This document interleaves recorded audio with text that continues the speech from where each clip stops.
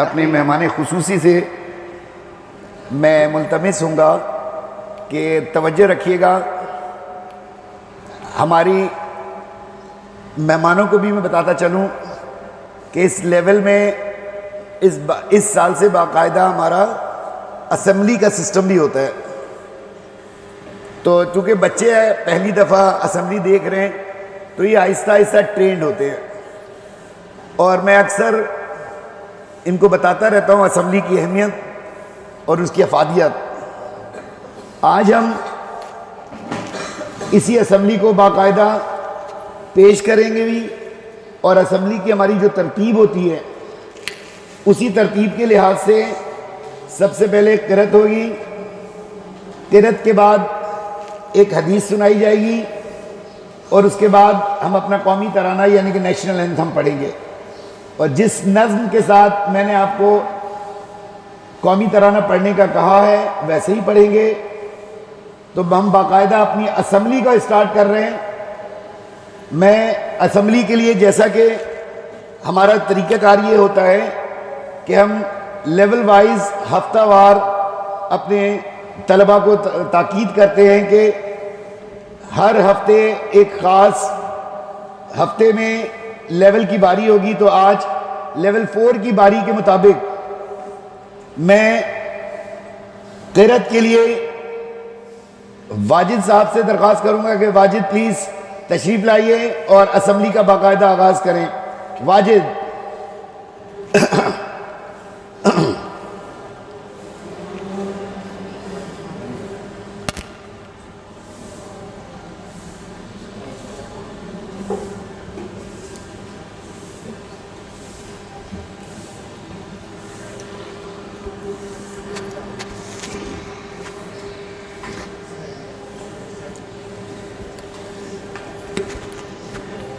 أعوذ بالله من الشيطان الرجيم.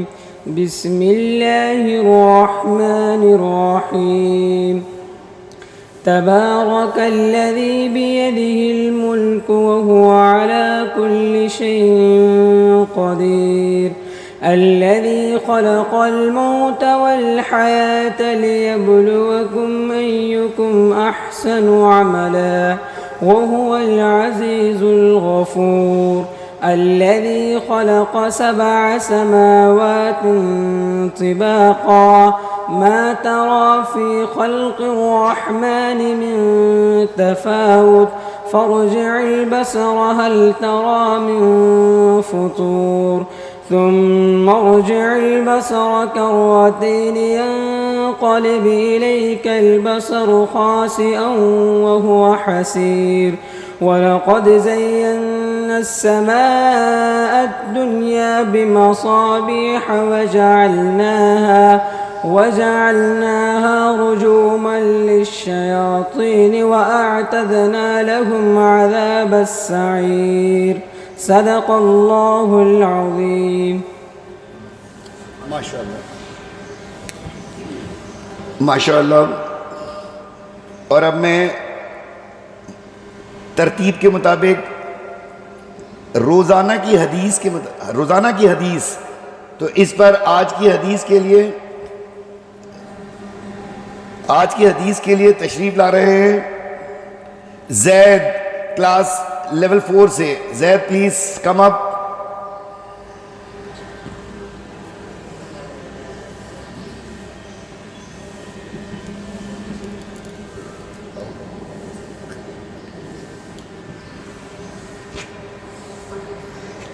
قال رسول اللہ صلی اللہ علیہ وسلم الراشی والمرتشی او کما قال علیہ الصلوۃ والسلام.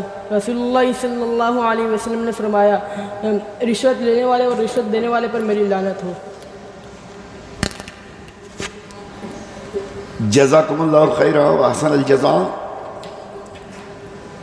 اب یہ ہماری ترتیب کے مطابق جو ہماری اسمبلی ہوتی ہے جیسا کہ آپ کو معلوم ہے اس کے بعد ہم اپنا قومی ترانہ پڑھتے ہیں. میں اس سے پہلے کہ آپ سے قومی ترانے کے لیے کہوں میں کچھ باتیں آپ سے کرنا چاہتا ہوں تاکہ آپ کو اندازہ ہو سکے کہ ہمارا قومی ترانہ کس اہمیت کا ہوتا ہے. ذرا توجہ سے سنیے گا بیٹا. ایک لفظ ہوتا ہے شعائر اللہ. آپ بہت اچھی طریقے سے جانتے ہیں کہ حج کے بہت سے امور شعائر اللہ میں سے ہیں. اسی طریقے سے قربانی کا جانور شعائر اللہ میں سے ہے. آج میں آپ کو بتاتا ہوں کہ شعائر اللہ کسے کہتے ہیں. ہر وہ امور جس سے اللہ کی عظمت اور بڑائی بیان ہو اسے شعائر اللہ کہتے ہیں. اس ہر وہ کام جس سے اللہ کی عظمت اور بڑائی بیان ہو اسے شعائر اللہ کہتے ہیں. بالکل اسی طریقے سے ایک لفظ ہوتا ہے ملی شعار، جسے قومی شعار بھی کہتے ہیں. اور قومی شعار میں دیگر چیزوں میں سے دو اہم چیز ہے. اس بات کو سمجھیں، ایک ہمارا قومی جھنڈا اور دوسرا ایک ہمارا قومی ترانہ. اسے قومی شعار کہتے ہیں. اور جیسا کہ میں نے آپ کو بتایا کہ شعار کے معنی کسی چیز کی عظمت بیان کرنا، تو جب قومی شعار بولا جاتا ہے اس کا مطلب ہے ایک ایسی چیز ہے جس سے ملک و قوم کی عظمت بیان ہوتی ہے. تو یہ جھنڈا ملک و قوم کی عظمت کی علامت ہوتی ہے. بالکل اسی طریقے سے قومی ترانہ ملک و قوم کی عظمت کی علامت ہوتی ہے. ابھی ریسنٹلی آپ نے دیکھا ہوگا کہ اولمپک گیم میں جہاں دنیا دیکھ رہی ہوتی ہے، ایک بہت عرصے کے بعد میری نظر جب گزری تو یقین جانے میرا دل باغ باغ ہو گیا کہ جب ایک عرصے کے بعد اس پوری دنیا کی نظروں کے سامنے میرے ملک کا ترانہ بج رہا تھا تو میں واقعی اشک بار ہو گیا تھا. ایک بڑا جذباتی منظر تھا.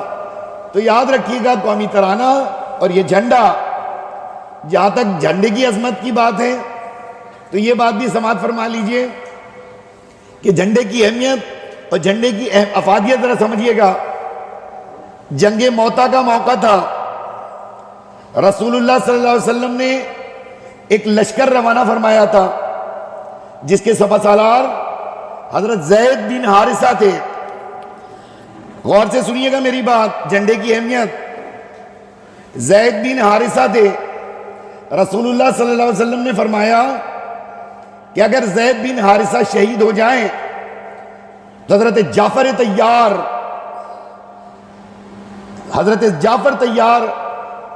کمان سنبھالیں گے. اس کے بعد اگر حضرت جعفر تیار بھی شہید ہو جائیں تو حضرت عبداللہ بن رواحہ یہ آپ کمان سنبھالیں گے. اور اگر آپ شہید ہو جائیں تو پھر آپ جسے بہتر سمجھیے گا آپ اپنا سپہ سالار منتخب کر لیجئے گا. میں جو بات بتانا چاہ رہا ہوں ذرا غور سے سنیے گا میرے طلبہ، بہت اہم بات ہے. واقعہ کچھ یوں ہے کہ حضرت زید بن حارثہ لشکر میں مقابلہ کرتے کرتے شہید ہو گئے. تو جب لشکر کی کمان حضرت جعفر تیار نے سنبھالی، یہ لفظ تیار کی وضاحت کرنا چاہ رہا ہوں میں. ایک تیار، ایک ذوالجناحین. حضرت جعفر تیار کو ذوالجناحین نے کہا، ذوالجناحین بھی کہا گیا ہے. وضاحت کرنا چاہ رہا ہوں. مقابلہ کچھ یوں ہوا تھا کہ ہوتا یوں تھا کہ لشکر کا جو سپہ سالار ہوتا تھا اس کے ہاتھ میں ایک جھنڈا ہوتا تھا.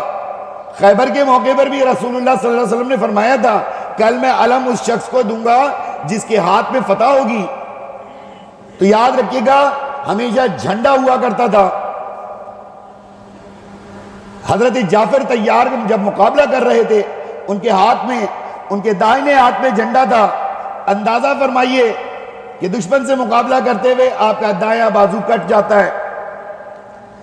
آپ جھنڈے کو اپنے بائیں بازو سے سنبھال لیتے ہیں، بایاں بازو بھی کٹ جاتا ہے، دونوں بازو کٹ گئے. جھنڈے کو نہیں گرنے دے رہے ہیں، دانتوں سے دبا لیتے ہیں. میں جب یہ بات پڑھ رہا تھا تو میں بہت سی باتیں سامنے آ رہی ہیں لیکن مجھے جھنڈے کی خاص بات نظر آ رہی ہے کہ اس جھنڈے کو گرنے کیوں نہیں دے رہے ہیں. ایسی کون سی بات ہے؟ کیونکہ وہ جانتے ہیں کہ جھنڈا عظمت کی علامت ہوتا ہے. کسی بھی قوم کی اگر جھنڈا گر جائے تو قوم گر جایا کرتی ہے. یاد رکھیے گا, اپنے جھنڈے کو سنبھالا کریں, اس کو عزت دیا کریں. یہی وجہ ہے کہ آج کے دن میں نے آپ کو کہا ہے کہ اپنے جھنڈے کو اپنے ہاتھوں میں لیں اور بتائیں کہ یہ پاکستان کا جھنڈا ہے اور ہم پاکستانی ہیں. میں انشاءاللہ موقع میں موقع آپ کو بتاؤں گا کہ یہ پاکستان کیا چیز ہے. بہرحال دوسری بات, جب میں نیشنل اینتھم کروں تو میں نے بارہا نیشنل اینتھم میں ڈسپلن کا بہت ذکر کیا ہے. ڈسپلن, قطار, صف بندی, بہت اہم چیز ہے یہ صف بندی. بدر کے موقع پر آپ نے بہت مشہور واقعہ بھی سنا ہے کہ آپ کے ہاتھ میں ایک چھری ہوتی تھی اور باقاعدہ آپ صف بندی کرتے تھے, جس میں ایک صحابی کے پیٹ کی طرف بھی آپ نے چھری ماری تھی. میں اس واقعے کی طرف نہیں جانا چاہ رہا, لیکن بتانا یہ چاہ رہا ہوں کہ آپ صف بندی فرما رہے تھے. میں وہاں سے صف بندی کی اہمیت سمجھ گیا. تیسری بات, غور سے سنیے گا, میں یہ جتنے بھی واقعات ہوتے ہیں اس میں سے نکات ضرور نکالتا ہوں. رسول اللہ صلی اللہ علیہ وسلم نے فرمایا کہ جب تم حج کیا کرو تو بیت اللہ کا جب طواف کرنا تو ابتدائی طواف اکڑ کے کرنا, یعنی کہ رمل کہا جاتا ہے, اسے اکڑ کے کیا جاتا ہے. اندازہ کریے اکڑنا کیا چیز ہے. تو میں اکثر کہتا ہوں کہ چونکہ جب ہم نیشنل اینتھم پڑھ رہے ہیں تو اکڑی ہوئی حالت میں پڑھیں گے, اکڑ کے پڑھیں گے. آپ نے اکثر فوجیوں کو دیکھا ہوگا کہ جب پریڈ ہوتی ہے, لاہور کے بارڈر پہ جب پریڈ ہوتی ہے تو آپ نے دیکھا ہوگا وہ اکڑ کے کرتے ہیں. خاص وجہ ہوتی ہے, یہ علامت ہوتی ہے, پہچان ہوتی ہے. لہٰذا جب ہم نیشنل اینتھم پڑھیں گے تو اکڑ کے پڑھیں گے, بالکل اکڑ کے, سینہ تان کے. یہ بتانا ہوتا ہے دشمن کو کہ ہم بوجھل نہیں رہتے. لیکن جب سائے خدائے میں ذوالجلال میں پہنچیں گے تو ہماری آنکھیں نیچے ہو جائیں گی, کیونکہ ہم جانتے ہیں مسلم قوم یہی ہے کہ جب خدا کے سامنے آ جاتے ہیں تو ہماری گردنیں کیا, ہمارا پورا جسم جھک جاتا ہے. ہم اپنی ناک زمین پہ لگا دیتے ہیں, ہم پیشانی زمین پہ لگا دیتے ہیں.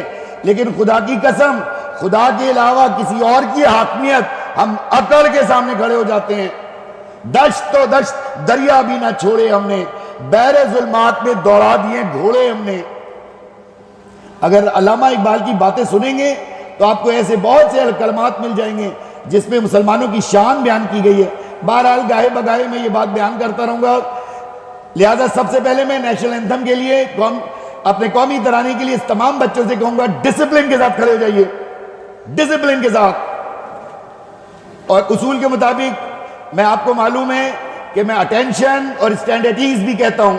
اس کی وجہ ہوتی ہے کہ اٹینشن کا مطلب اٹینشن اور اسٹینڈرڈیز کا مطلب نارمل ہو جائیے. People now be attention, attention, بالکل سیدھے, لائن اسٹریٹ ہو جائے. میں یہ بات بھی کہتا ہوں کہ ایک دوسرے کو اسٹریٹ کرنے کے لیے ایک دوسرے کے پیچھے چھپ جایا کریں, لائن اسٹریٹ ہو جائے گی. ایک دوسرے کے پیچھے چھپ جایا کریں, لائن خود بخود اسٹریٹ ہو جائے گی. Peoples stand at ease, peoples attention, now be attention, no any movement. National anthem start کرنے جا رہے ہیں, اکڑ کے کرنا ہے. میں تمام مہمان گرامی سے بھی التجا کروں گا کہ ہم نیشنل اینتھم اسٹارٹ کرنے جا رہے ہیں, برائے مہربانی اس کے ادب میں کھڑے ہو جائیں. نیشنل اینتھم پڑھ رہے ہیں ہم. پیپل 1 2, بآواز بلند, 1 2 3, begin.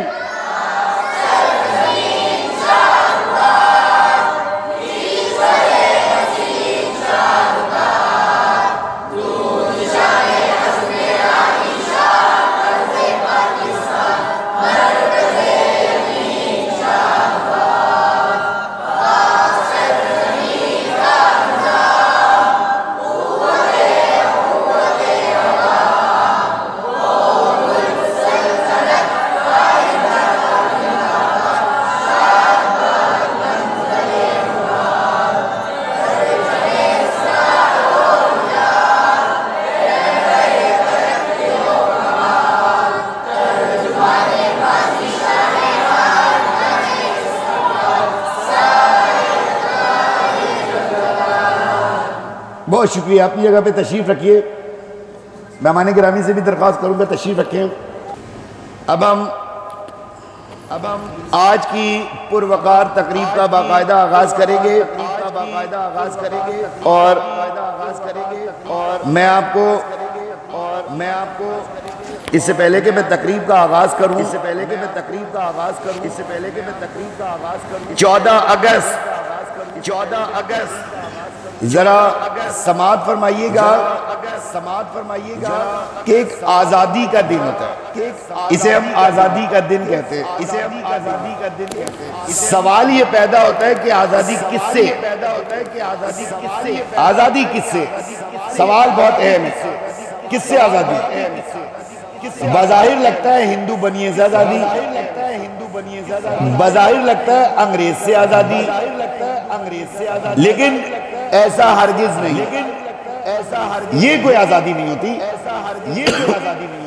کسی کی غلامی سے آزادی کو آزادی کہتے ہیں, لیکن صحیح حقیقت کیا ہے ذرا غور سے سنیے گا کہ آزادی ہر اس چیز سے آزادی جسے ہماری زبان میں طاغوت کہتے ہیں. ہم صرف اور صرف حکم کی پیروی کرتے ہیں تو صرف اللہ اور اس کے رسول کی, بس. اس کے علاوہ ہم کسی کے حکم کی پیروی نہیں کرتے. اور آزادی کہتے ہی سے کہ ہر وہ چیز, ہر اس چیز کو ہم ماننے سے انکار کر دیں گے جو اللہ اور اس کے رسول کے خلاف ہوگا. آزادی کہتے ہی اسے. اگر اس زمین پر بھی ایسا کوئی کام کیا جائے کہ جو اللہ اور اس کے رسول سے مخالفت کرتا ہوگا تو ہم آزادی کا نام لیتے ہوئے کہیں گے کہ ہمیں زمین نہیں, ہمیں اس سوچ سے آزادی چاہیے کہ جو ہمیں صرف اور صرف خدا, اللہ اور اس کے رسول کے حکم کی فرما برداری سکھا دے. اس کے علاوہ اس پوری روئے زمین پر ہم کسی کے حکم کو نہیں مانتے. یہی آزادی ہے. اور یاد رکھیے گا پاکستان کا ایک نعرہ تھا, آج سمجھیے گا پاکستان کا نعرہ تھا کہ پاکستان کا مطلب کیا؟ لا الہ الا اللہ. اس کا مطلب یہی تھا کہ ہم انکار کر دے رہے ہر اس چیز کا, لا الہ الا اللہ, سوائے اللہ کے حکم کے, بس. اسی کو ہی آزادی کہتے ہیں. اور میں ابھی تھوڑی دیر بعد آپ کو بتاؤں گا کہ یہ کیوں ضروری ہوتا ہے, زمین کیوں ضروری ہوتی ہے ہمارے لیے. لہٰذا میں سب سے پہلے تقریب کا آغاز سٹارٹ کر رہا ہوں میں, اور میں تقریب کا آغاز تلاوت کلام پاک سے کرنا چاہوں گا.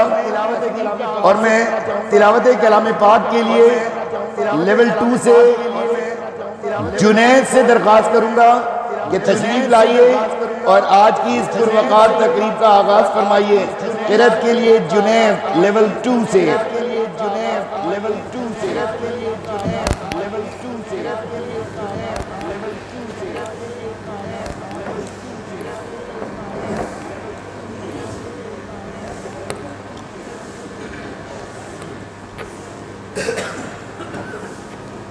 أعوذ بالله من الشيطان الرجيم.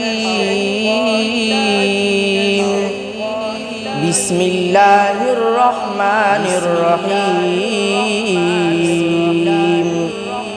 يا بني إسرائيل اذكروا نعمتي التي أنعمت عليكم وأوفوا بعهدي أوف بعهدكم وإياي فارهبون. وآمنوا بما أنزلت مصدقا لما معكم ولا تكونوا أول كافر به ولا تشتروا بآياتي ثمنا قليلا وإياي فارهبون وآمنوا بما أنزلت مصدقا لما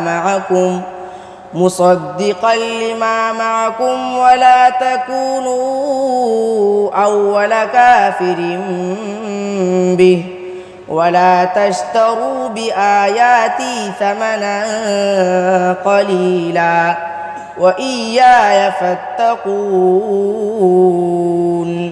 ولا تلبسوا الحق بالباطل وتكتموا الحق وأنتم تعلمون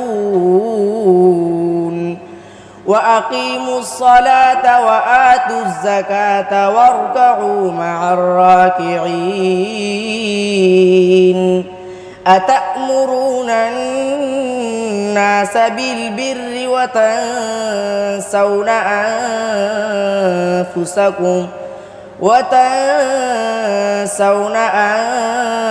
أنفسكم وأنتم تتلون الكتاب أفلا تعقلون واستعينوا بالصبر والصلاة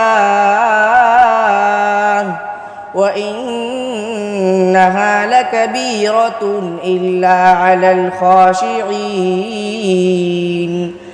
الذين يظنون أنهم ملاقو ربهم وأنهم إليه راجعون صدق الله العظيم.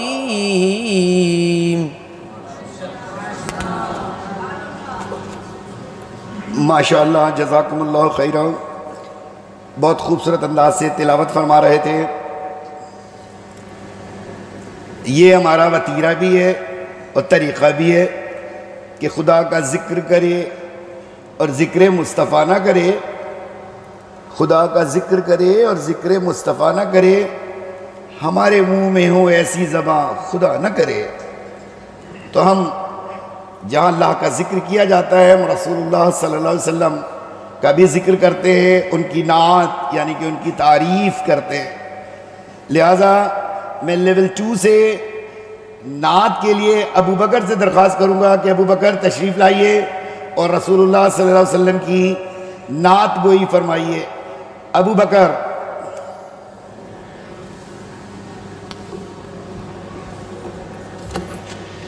السلام علیکم ورحمۃ اللہ وبرکاتہ.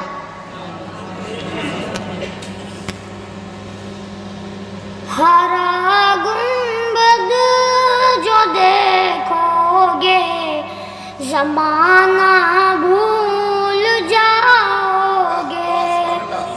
اگر طیبہ کو جاؤ گے تو آنا بھول جاؤ گے. ہرا گنبد جو دیکھو گے زمانہ بھول جاؤ گے.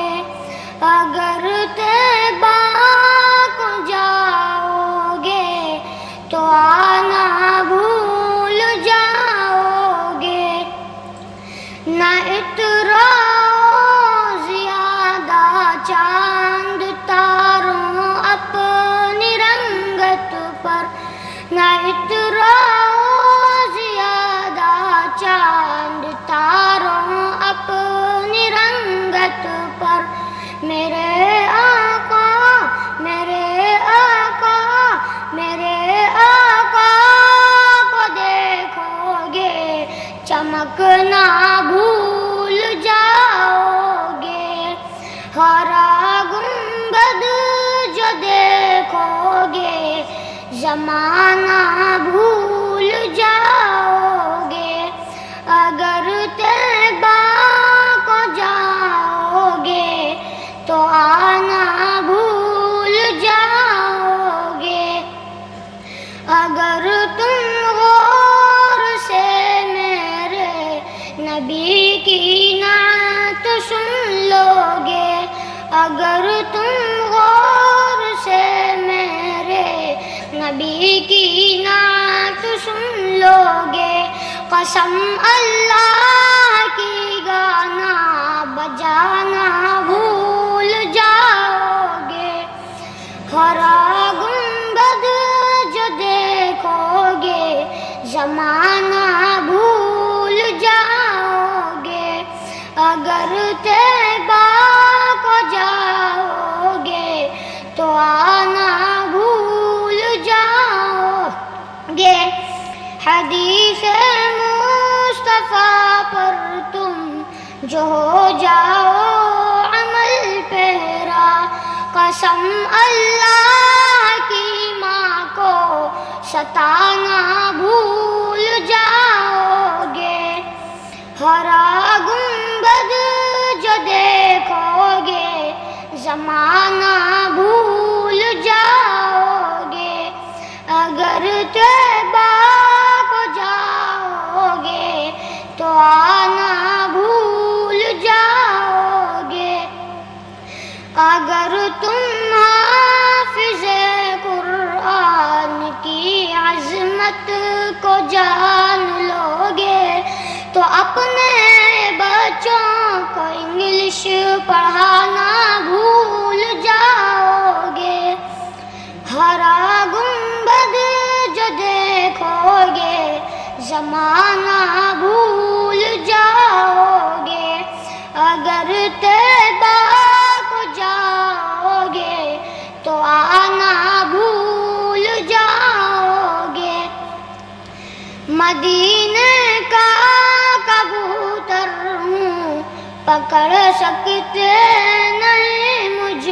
کو مدینے کا کبوتر ہوں پکڑ سکتے نہیں مجھ کو اگر گولی چلاؤ گے نشانہ بھول جاؤ گے اگر طیبہ کو جاؤ گے تو آنا بھول جاؤ گے ہرا گنبد جو دیکھو گے زمانہ بھول جاؤ گے اگر طیبہ کو جاؤ گے تو آنا بھول جاؤ گے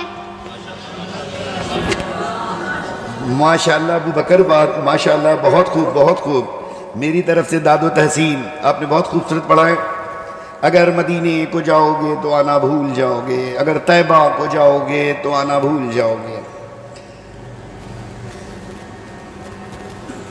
اللہ کی کتاب کہتی ہے علماء جانتے ہیں کہ جب زمین پر حکومت دی جائے تو آپ 4 کام کریں گے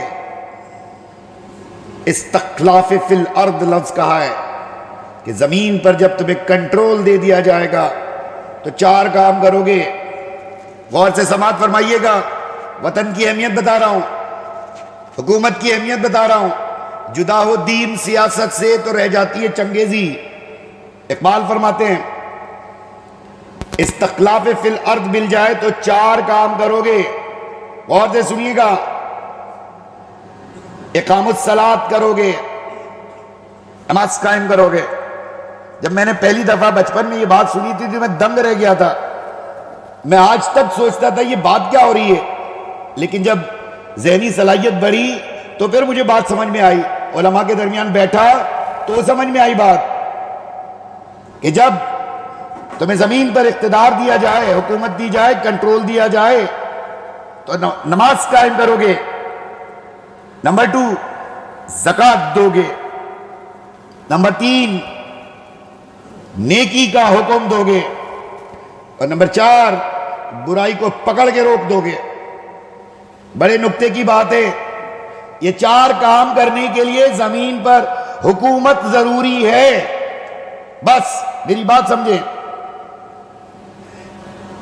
جب ہندوستان میں مسلمانان ہند رہتے تھے تو زمین پر کنٹرول نہیں تھا اقتدار ہاتھ میں نہیں تھا اور علماء جانتے تھے کہ جب تک اقتدار حکومت طاقت نہیں ہوگی یہ 4 کام ظاہری تو کر رہے ہوں گے لیکن اس کے حقیقی معنی سامنے نہیں آئیں گے.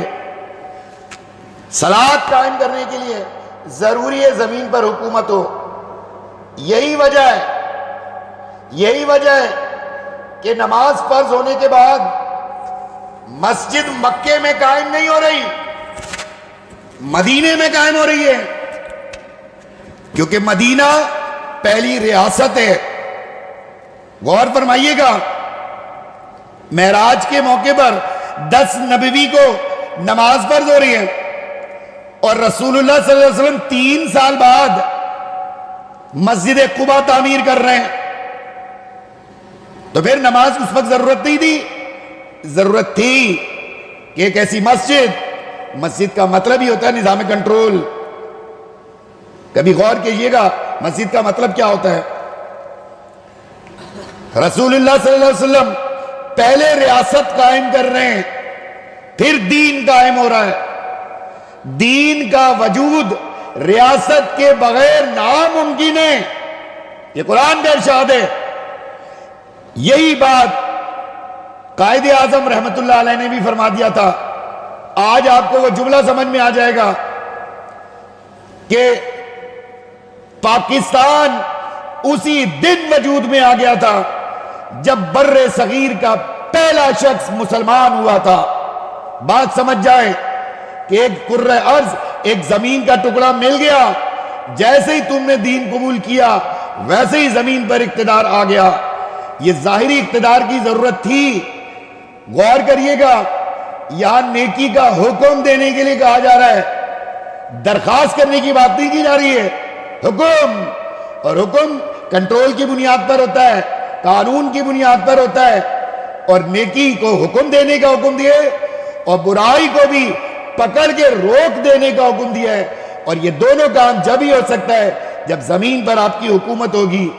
اور پوری دنیا میں 2 ہی ریاست ہے، 2 ہی ریاست ہے جو کہ کسی اصول، کسی نظریے کی بنیاد پر ہے. اپنے پاکستان پہ فخر کریے گا. 2 ہی ریاست ہے جو کہ کسی نظریے کی بنیاد پر بنے، ایک مدینے کی ریاست اور ایک پاکستان. یاد رکھنا، اس پاکستان سے محبت کیا کرو، یہ ایمان کی علامت ہے. میں واضح طور پر کہہ رہا ہوں، یہ ٹوٹا پھوٹا لنگڑا لولا صحیح، یہ جیسا بھی صحیح، لیکن اس بنیاد اس کی لا الہ الا اللہ ہے. کبھی تو یہ قائم ہو کر بھی رہے گا، لیکن بنیاد تو یہی ہے.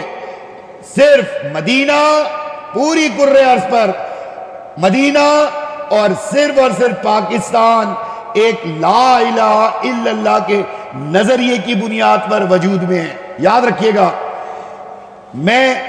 اور یہ باتیں میں اپنی طرف سے نہیں کہہ رہا، میں نے علماء سے سنی ہے یہ ساری باتیں. اسی لیے میں علماء کی قدر کرتا ہوں.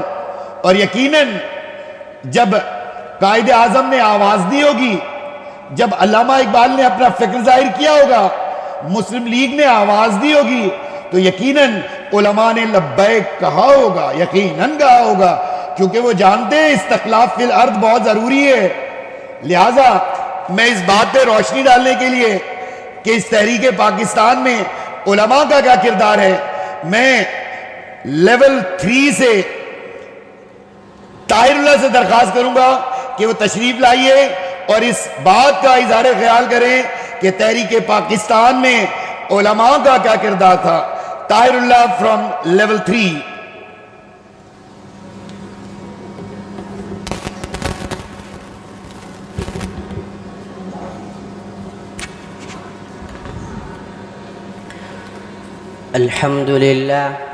الحمد لله وكفى والصلاة والسلام على من لا نبي بعده. أما بعد فأعوذ بالله من الشيطان الرجيم. بسم الله الرحمن الرحيم. والذين جاهدوا فينا لنهدينهم سبلنا. صدق الله العظيم. وقال النبي صلى الله عليه وسلم العلماء وورثة الأنبياء. وقال النبي صلى الله عليه وسلم العلماء وورثة الأنبياء، أو كما قال عليه الصلاة والسلام. حالات کے قدموں میں کلندر نہیں گرتا، حالات کے قدموں میں کلندر نہیں گرتا، ٹوٹے جو تارا وہ زمین پر نہیں گرتا، گرتے ہیں بڑے شوق سے سمندر میں دریا، لیکن کسی دریا میں سمندر نہیں گرتا۔ میرے انتہائی قابل قدر صدر احترام اساتذہ کرام اور میرے ہم نشین ہم مکتب ساتھیوں، السلام علیکم ورحمۃ اللہ وبرکاتہ۔ آج میری تقریر کا موضوع ہے تحریک پاکستان میں علماء کرام کا کردار۔ سامعین محترم، اللہ رب العزت کے فضل و کرم سے علماء دیوبند کو ہر میدان میں اور عنوان پر صف اول میں کھڑے ہو کر قائدانہ کردار ادا کرنے کا اعزاز حاصل ہے۔ عنوان چاہے دفاع پاکستان کا ہو تب، عنوان چاہے دفاع پاکستان کا ہو تب، عنوان چاہے ختم نبوت کے تحفظ کا ہو تب، عنوان چاہے دفاع صحابہ کا ہو تب، عنوان چاہے امامت کا ہو تب، عنوان چاہے تحریک پاکستان کا ہو تب۔ جب 1601 میں انگریز نے اپنا ناپاک قدم ہندوستان میں رکھا، 1857 تک پورے ہندوستان پر غصبانہ طور پر قابض ہو گئے اور پورا ہندوستان مکمل طور پر انگریزوں کے رحم و کرم میں چلا گیا۔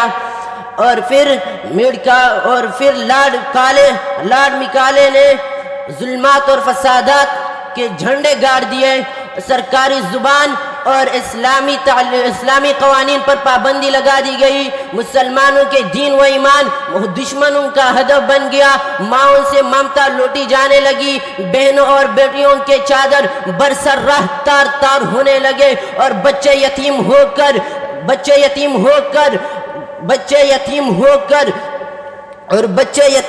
کر بدحالی سے دوچار ہونے لگے اور ہر طرف مسلمانوں کے خون کی ندیاں بہائی گئی، اور حتیٰ کہ ظلم و ستم کے پہاڑ توڑے۔ لیکن تو علماء کرام نے تن من دھن کی بازی لگا کر استخلاص وطن کے لیے علم اور جہاد کو بلند کرتے ہوئے، وراثت نبوت کی پاسداری کرتے ہوئے اغیار کے قدم کو اکھاڑنے کے لیے میدان جنگ میں کود پڑے اور انگریزوں کے خلاف جنگیں اور تحریکیں شروع ہوئی۔ سب سے پہلے شاہ ولی اللہ رحمہ اللہ نے ٹیپو سلطان کو انگریزوں کے خلاف جنگ کرنے پر آمادہ کیا، چنانچہ ٹیپو سلطان نے انگریزوں کے خلاف جنگیں لڑی اور امیر علی خان نے انگریزوں کے مقابلے کے لیے میدان جنگ میں کود پڑے، لیکن اپنوں کی غداری کی وجہ سے ٹیپو سلطان میدان جنگ میں شہید ہو گئے اور امیر علی خان نے مجبور ہو کر سیرہ کر لی۔ تو شاہ ولی اللہ محدث دہلوی رحمہ اللہ نے احمد شاہ ابدالی کو ہندوستان پر حملہ کرنے کی دعوت دی۔ احمد شاہ ابدالی نے مرہٹوں کو شکست دے کر ان کے قوت کو کمزور کر دیا، اور شاہ ولی اللہ کے انتقال کے بعد ان کے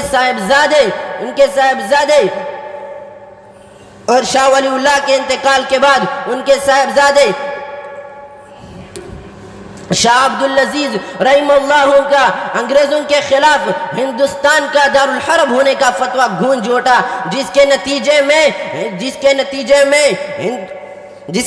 میں سرزمین ہندوستان پر سید احمد شہید، شاہ اسماعیل شہید اور قاسم نانوتوی رحمہ اللہ، رشید احمد گنگوہی رحمت اللہ، شیخ الہند و مدنی رحمہ اللہ جیسے جامباز مجاہد ترکمان و کمان کے زور سے آہستہ ہو کر یہ اعلان کرتے ہیں، توحید کی امانت سینوں میں ہے ہمارے، آسان نہیں مٹانا نام و نشان ہمارا، تیغوں کے سائے میں پل کر جوان ہوئے ہم، خنجر بلال کا ہے قومی نشان ہمارا، باطل سے دمنے والے اے آسمان نہیں ہم، سو بار کر چکا ہے تو امتحان ہمارا۔ سامعین گرامی، علماء دیوبند نے پاکستان کے حوالے سے کبھی بالاکوٹ کے بلند پہاڑوں میں، کبھی شاملی کے میدانوں میں اور کبھی تھانہ بون کے میدان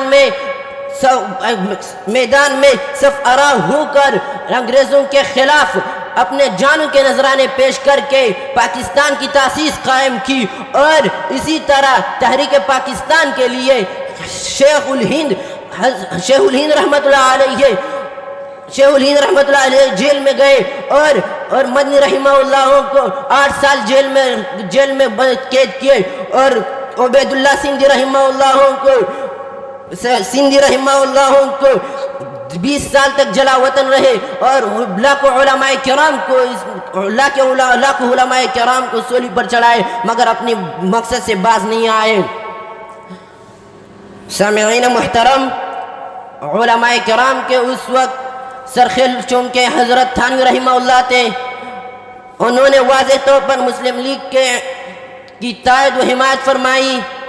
اس لیے حضرت تھانوی رحمہ اللہ کے لاکھوں عقیدت مندوں، ہزاروں متوسلین، جن میں سینکڑوں کی تعداد میں علماء کرام ہی تھے، سب نے تحریک پاکستان کے لیے خوب بڑھ چڑھ کر حصہ لیا اور مطالبہ پاکستان کی ہر طرح سے تائید و حمایت فرمائی۔ خصوصاً علامہ شبیر احمد عثمانی، مولانا ظفر عثمانی، مفتی شفیع وغیرہ حضرات نے حضرت تھانوی رحمہ اللہ کے اس مشن کو کامیابی سے ہمکنار کرنے کے لیے تحریک پاکستان میں سب سے زیادہ کردار ادا کیا، اور ہندوستان کے چپے چپے، گوشے گوشے میں اپنی تحریر و تقریر کے ذریعے مسلمانوں کے دل و دماغ میں جذبہ حریت راسخ کر دیا، اور اسی کے نتیجے میں مسلمان ایک پلیٹ فارم پر متحد ہو گئے، اور سب کا ایک ہی مطالبہ، ایک ہی نعرہ تھا، لے کر رہیں گے پاکستان، بٹ کر رہے گا ہندوستان، بن کر رہے گا پاکستان۔ سامعین محترم، پھر چشم فلک نے دیکھا، حالات بدلنے لگے، رات گزرتے ہوئے گردش زمانہ جب 1947 کی دہائی کو پہنچ گیا، تو علماء کرام کا مقصد، جس کے لیے انہوں نے اپنے جانوں خونوں کے نذرانے پیش کیے تھے، تخیل سے تصویر بن کر، خواب سے تعبیر بن کر 14 اگست 1947 کو اس کرۂ ارض پر پاکستان کے نام سے جلوہ افروز ہوا۔ آخر میں اپنی تقریر کو اس شعر کے ساتھ ختم کرنا چاہتا ہوں۔ لہریں سمندر سے اٹھتی ہیں کناروں سے نہیں، لہریں سمندر سے اٹھتی ہیں کناروں سے نہیں، منزل ہمت سے ملتی ہیں سہاروں سے نہیں۔ وآخر دعوانا الحمدللہ۔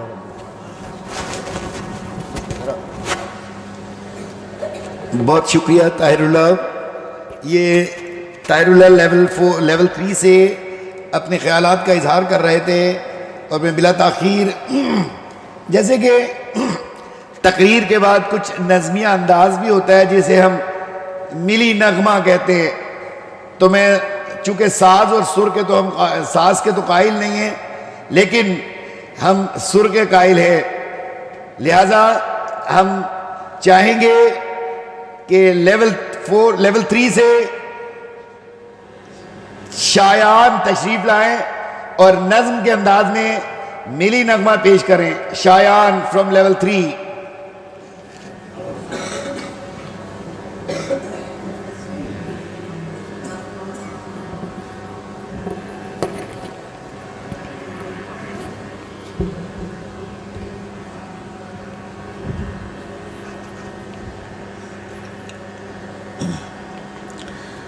السلام علیکم ورحمۃ اللہ وبرکاتہ۔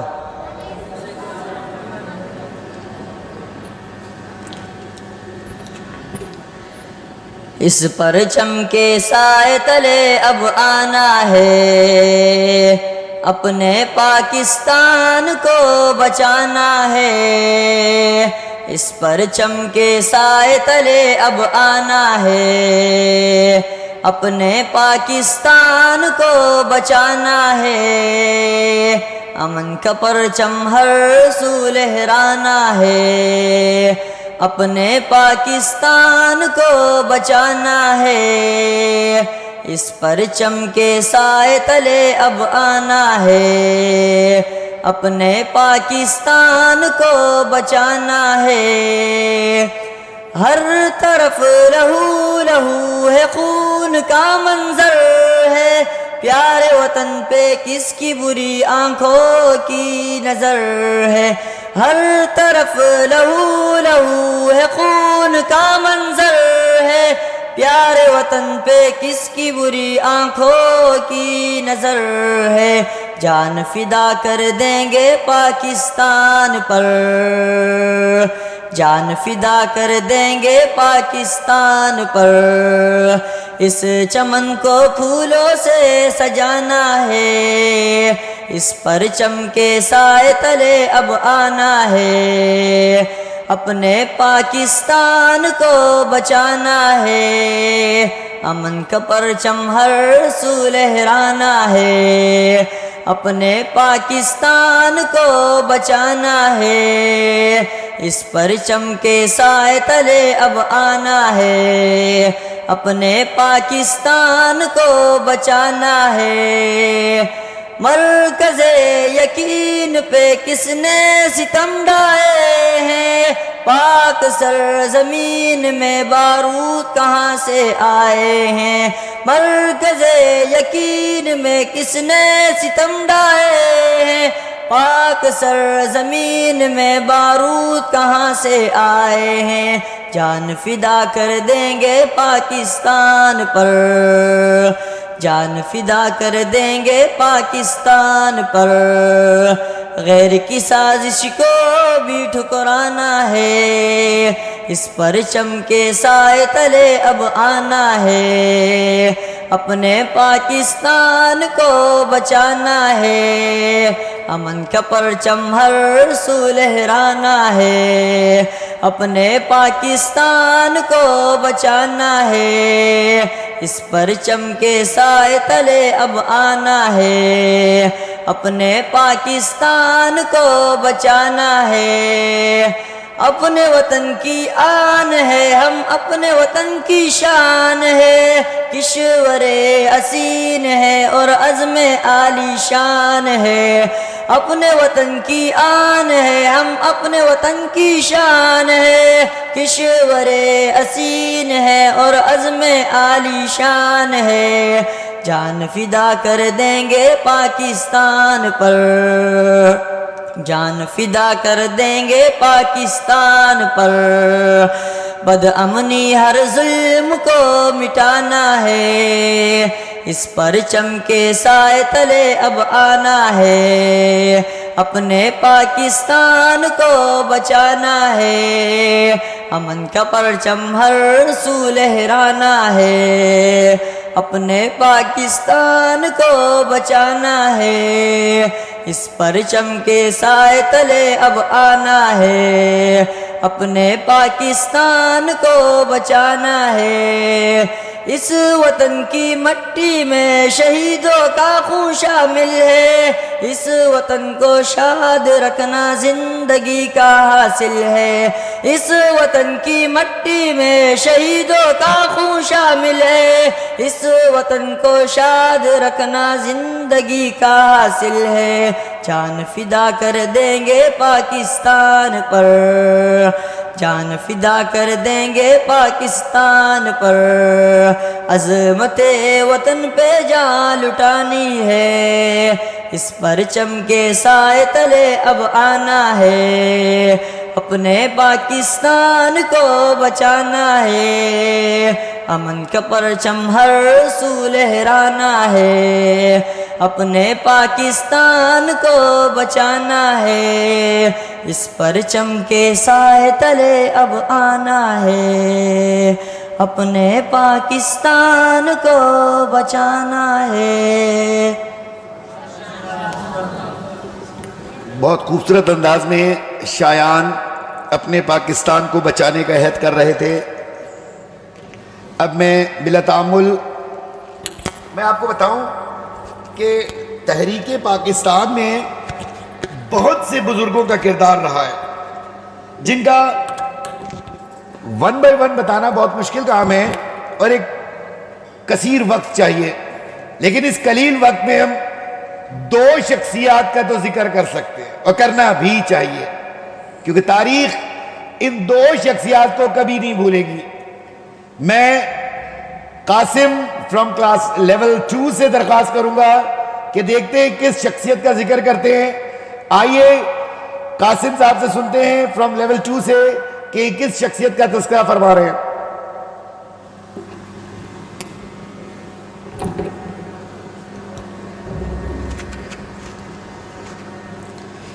نحمده ونصلي ونسلم على رسوله الكريم اما بعد جس دیس کے کوچے کوچے میں اخلاص آوارہ پھرتا ہو، جس دیس کے کوچے کوچے میں اخلاص آوارہ پھرتا ہو، جو دھرتی بھوک ابلتی ہو اور دکھ فلک سے گرتا ہو، جہاں بھوکے ننگے بچے بھی آہوں پر پالے جاتے ہوں، جہاں سچائی کے مجرم بھی زندان میں ڈالے جاتے ہوں، اس دیس کی مٹی برسوں سے یہ دکھ جگر پہ سہتی ہے اور اپنے دیس کے لوگوں کو آزادی مبارک کہتی ہے۔ جناب عالی مرتبت اور محترم سامعین، السلام علیکم ورحمۃ اللہ وبرکاتہ۔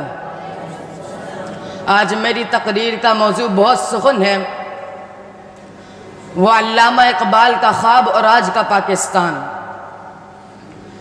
سامعین محترم، رب کے مفکر علامہ محمد اقبال 19ویں صدی کا مشاہدہ کرنے کے بعد 20ویں صدی کی ابتدا میں ایک خواب دیکھتے ہیں اور اپنے رب سے ایسی تعبیر مانگتے ہیں، اے اللہ اس ملک کے نوجوانوں کو اتنی ہمت دے کہ وہ اپنے لیے ایک علیحدہ ریاست، ایک علیحدہ مرکز اور ایک علیحدہ ملک قائم کر سکے۔ وہ خواب تھا ایک گلستان بسانے کا، وہ خواب تھا ایک جہاں کے باسیوں کو ترقی یافتہ کے ممالک کے برابر لانے کا، وہ خواب تھا یہاں کی ماؤں بیٹیوں اور بہنوں کو فاطمہ خولہ اور سمیہ کی طرح پاک دامن بنانے کا، وہ خواب تھا قوم کے روح روام نوجوانوں کو ترقی کی شاہراہ پر گامزن کرنے کا، وہ خواب تھا ایک ایسی ریاست اسٹیٹ اور ملک و وطن کہ جہاں فکر بھی محمد کی ہو، فلسفہ بھی محمد کا ہو، نظریہ بھی محمد کا ہو، سوچ بھی محمد کی ہو اور امت بھی محمد کی ہو۔ چنانچہ قرہ عرض نے دیکھا کہ علامہ اقبال کا وہ خواب پورا ہوا۔ لوگوں نے 23 مارچ 1940 کو قرارداد پاکستان پیش کی، جو حقیقت میں قرارداد پاکستان نہیں بلکہ مسلمان اپنی آرزو اور تمنا اللہ کو پیش کر رہے تھے اور یہ بتا رہے تھے کہ مسلمان تکبیر کا پابند نہیں، تکبیر کے پابند جمعدار، نوادار اور حیوانات ہوتے ہیں۔ خدا کی قسم انہوں نے اس بات کو کر دکھایا۔ 14 اگست کو 1 کروڑ سے زائد مسلمانوں نے 50 لاکھ کے قریب 1 کروڑ سے زائد مسلمانوں نے ہجرت کی، جن میں سے 50 لاکھ کے قریب شہید ہو گئے اور 50 لاکھ اس بات کی تعبیر کی جستجو میں انگریزوں کی سازشوں کو رند کر ہندو بنیا کے یک قومی نظریے کو گنگا کی موجوں کی صبر کرتے ہوئے فاتح بن کر میرے محسن، میرے قائد علامہ محمد اقبال کی اصلاح کی تعبیر بن کر پاکستان کے حقیقی وجود میں داخل ہو جاتے ہیں۔ محترم سامعین، آج ہم اس صور پاکستان کے 70 سال اسلامی جمہوریت کی پاکستان کی حقیقی اور عملی تصویر دیکھتے ہیں تو دین خون کے آنسو روتا ہے، کلیجہ منہ کو آتا ہے۔ کہاں ہے وہ تصور، کہاں ہے وہ نظریہ، کہاں ہے وہ عظیم خواب کہ میرے قائد علامہ محمد اقبال ایسا پاکستان بنانا چاہتے تھے کہ جو داخلی طور پر دہشت گردی، بدعملی اور ٹارگٹ کلنگ کی آماج گاہ، لاقانونیت کا اندراج، 3 خاندانوں پر گھومتی سیاست کی تھی گور، برسی کی انتہا، چھوٹی قومی روپے کی قدر، امریکی کی جنگوں کو اپنی سرحدوں پر لڑنے کی پالیسیاں، بیرونی NGOs کو سرکاری اجازت نامے جاری کر کے مذہبی، لسانی اور تخریبی تاریکی کلی چھوڑ دینا اور صنف نازک قوم کی بیٹی عافیہ صدیقی کو امریکہ کی اما پر چوک دینا، یہ وجود پاکستان کے مدر خراش حقائق ہے۔ محترم سامعین، ان کا ذمہ دار کوئی اور نہیں، قصوروار کوئی اور نہیں، ہم نے خود ہی اپنے ہاتھوں سے نشے من پھونکے.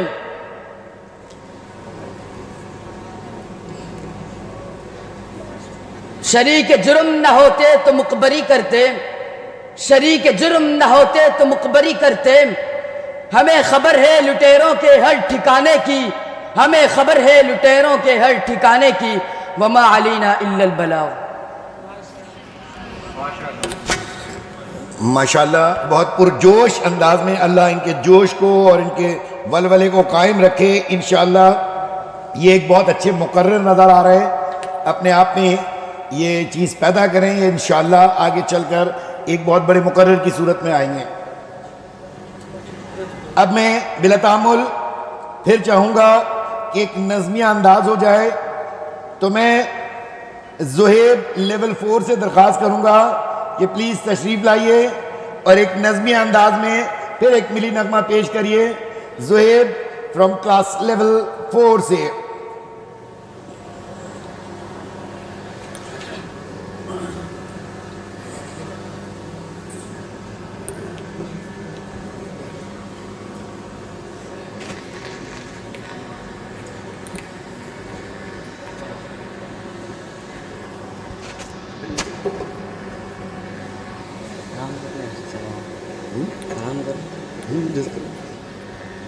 السلام علیکم ورحمۃ اللہ وبرکاتہ.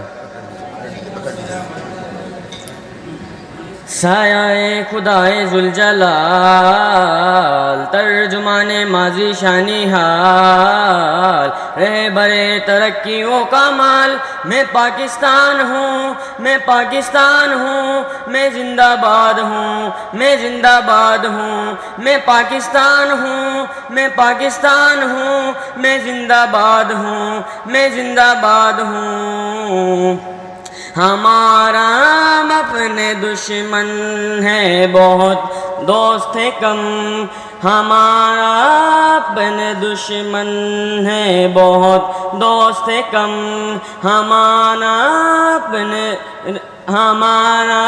اپنے دشمن ہے بہت, دوست ہے کم. ہمارا آگ بجھانے کو ہے پانی تھوڑا, پر میں نے اپنے بچوں کو تنہا نہیں چھوڑا. میں شاہی ہوں ایک بال کا, میں گر ہے در کی آل کا. میرے قائد کا فرمان, میرے سینے میں قرآن. میں خیبر میں پنجاب ہوں, میں سندھ بلوچستان. میں پاکستان ہوں, میں پاکستان ہوں, میں زندہ باد ہوں, میں زندہ باد ہوں. مجھ پر دنیا کی نظریں ہیں ہر پل, ہاں آج بھی ہوگا میرا ہوگا کل. ہم تلواروں کی نوک پہ چڑھ کے نغمے گائیں, ہم وہ ہیں جو بس سینے پہ ہی گولی کھائیں. ہم تلواروں کی نوک پہ چڑھ کے نغمے گائیں, ہم وہ ہیں جو بس سینے پہ ہی گولی کھائیں. ہم وہ ہیں جو بس سینے پہ ہی گولی کھائیں. میں امت کا سالار ہوں, میں اللہ کا اسرار ہوں. میرا ہر فوجی جوان جیسے ہو کھڑی چٹان. میں ہوں کشمیر کی وادی, میں گلگت بلتستان. میں پاکستان ہوں, میں پاکستان ہوں, میں زندہ باد ہوں, میں زندہ باد ہوں. میں پاکستان ہوں, میں پاکستان ہوں, میں زندہ باد ہوں, میں زندہ باد ہوں.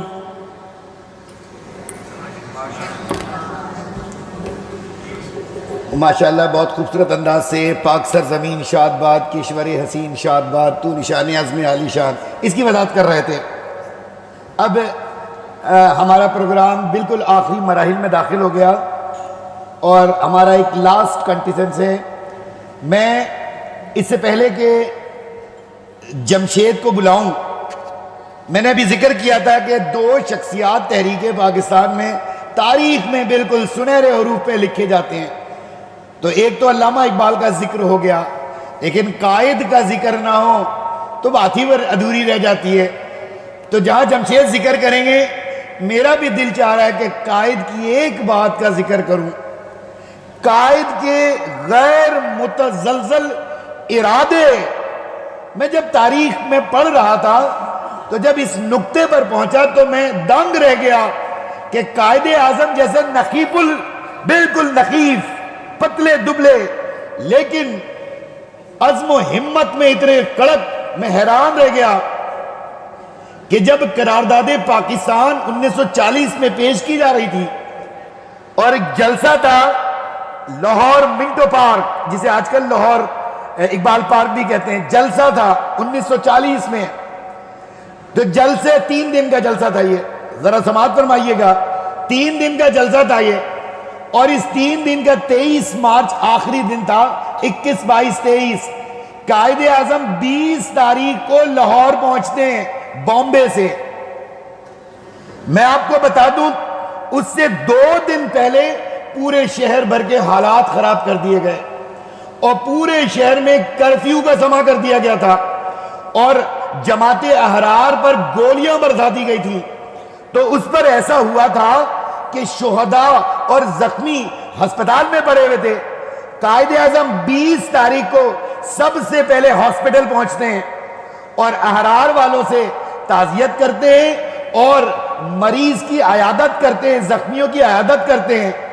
تمام اکابرین، جتنے بھی اکابرین تھے مسلم لیگ کے، ان کا کہنا یہ تھا کہ جلسہ پوسٹ پون کر دیں، حالات اچھے نہیں ہیں، لوگ نہیں آئیں گے۔ لیکن قائد اعظم جلسہ گاہ کا دورہ کرتے ہیں، جلسہ گاہ 1 دن بعد جلسہ ہونا ہے اور پنڈال خالی پڑا ہوا ہے، بالکل سجا ہوا ہی نہیں ہے۔ لیکن قائد اعظم کا ارادہ دیکھیں، فرمایا جلسہ تو ہو کر ہی رہے گا، ہر قیمت پر، ہر صورت میں، دشمن تو چاہتا ہی یہی ہے، لہذا جلسے کے تقریب کا اہتمام کیا جائے۔ اور راتوں رات وہ جلسہ سجایا گیا۔ یقین جانے پہلا دن، دوسرا دن، تیسرا دن، جب یہ تیسرا دن آیا تو پہلے دوسرے دن پنڈال تھوڑا خالی تھا، لیکن جب تیسرا دن آیا اور جب قائد اعظم جلوہ افروز ہوئے تو اس تاریخ کا اخبار کہتا ہے کہ 1 لاکھ سے زائد لوگ پنڈال میں موجود تھے اس حالت میں بھی۔ اچھا، قائد اعظم نے قرب 1.5-2 گھنٹے تقریر کی تھی۔ میں قرارداد پاکستان پر نہیں جا رہا، مولوی عبدالحق نے کیا کیا اور میں کہنا کیا چاہ رہا ہوں، انگریزی میں تقریر کی ان دیہاتیوں کے سامنے جو انگریزی جانتے نہیں ہیں، پورے 1.5-2 گھنٹے انگریزی میں تقریر کرنے کے بعد صرف آخری جملہ اردو میں بولتے ہیں، اور بڑا کرکدار جملہ۔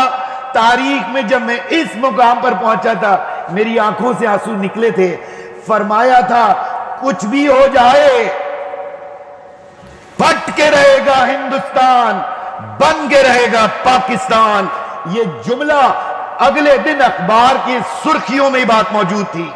لہذا میں قائد اعظم کی شخصیت کو خراج تحسین پیش کرنے کے لیے کلاس لیول 5 سے جمشید سے درخواست کروں گا کہ جمشید پلیز اسٹیج پہ تشریف لائیے اور قائد اعظم محمد علی جناح ہمارے قائد کی شخصیت پر اور ان کے کردار پر روشنی ڈالیے۔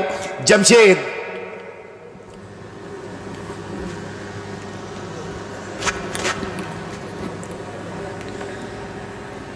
نحمدہ و نصلی علی رسولہ الکریم،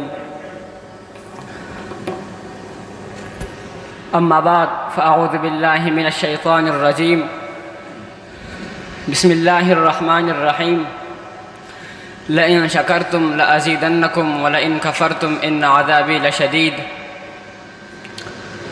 حالات کا احساس دلایا ہمیں جس نے، حالات کا احساس دلایا ہمیں جس نے، اور نیند کے غلبے سے جگایا ہمیں جس نے، خطرے کے غلامی سے بچایا ہمیں جس نے، خطرے کے غلامی سے بچایا ہمیں جس نے، اس قائد کو سدا یاد رکھیں گے اور اس کے حسین باغ کو آباد رکھیں گے۔ محترم اساتذہ کرام اور میرے ہم سفر ساتھیو، السلام علیکم ورحمۃ اللہ وبرکاتہ۔ آج میں جس موضوع کو لے کر حاضر ہوا ہوں وہ ہے قیام پاکستان میں قائد اعظم محمد علی جناح کی کردار۔ جناب عالی بات ہے 19ویں صدی کی کہ جب ہندو سیاستدان مسلمانوں کا گوشت نوچ نوچ کر کھا رہے تھے، نوچ نوچ کر کھا رہے تھے۔ جناب عالی بات ہے 19ویں صدی کی کہ جب ہندو سیاستدان مسلمانوں کا گوشت نوچ نوچ کر کھا رہے تھے، ایک طرف ہندو اپنا منافقانہ سوچ سے مسلمانوں کو ہر میدان میں پیچھے رکھنا چاہتے تھے، تو دوسرے طرف انگریز انہیں بر صغیر کے سب سے پست قوم سمجھتے ہوئے ان پر آگے بڑھنے کے دروازے بند کر رہے تھے۔ اس وقت کے تمام اعلیٰ عہدوں اور اچھے تعلیمی اداروں میں مسلمانان ہند کا داخلہ بند کر دیا گیا تھا۔ تب رب کائنات کی رحمت کو جوش آیا، خون پھر خون ہے بڑھتا ہے تو جم جاتا ہے، خون پھر خون ہے بڑھتا ہے تو جم جاتا ہے، ظلم پر ظلم بڑھتا ہے تو مٹ جاتا ہے۔ جناب علی تو پھر 25 دسمبر 1876 کو کراچی میں پیدا ہونے والے محمد علی ہی وہ اصل ہیرو تھے جن کے نیچے 100 برسوں سے مسلمانان ہند بے سے انتظار کر رہے تھے۔ آپ نے ابتدائی تعلیم کراچی سے حاصل کی اور اعلیٰ تعلیم کے لیے باہر چلے گئے۔ وطن واپسی لوٹنے پر آپ نے قوم کی حالت دیکھی تو آپ کو احساس ہو گیا اور قوم کو آزادی دینے کے لیے بے قرار ہو گئے۔ آپ نے مسلمانوں کے لیے آواز بلند کی، بلند پایا۔ محمد علی جناح نے اپنے ہر شعبے میں بھی ہر قدم پر کامیابی کے جھنڈے گاڑے۔ بر صغیر میں جلد ہی آپ کا شمار انتہائی اعلیٰ اور نامور وکیلوں میں ہونے لگا۔ قائد اعظم محمد جناح نے مسلمانوں کی حالت کو دیکھتے ہوئے کانگریس کو خیر آباد، مسلمانوں کی حالت زار کو دیکھتے ہوئے کانگریس پارٹی کو خیر آباد کہا اور 1906 میں آل انڈیا مسلم لیگ میں شمولیت اختیار کر لی۔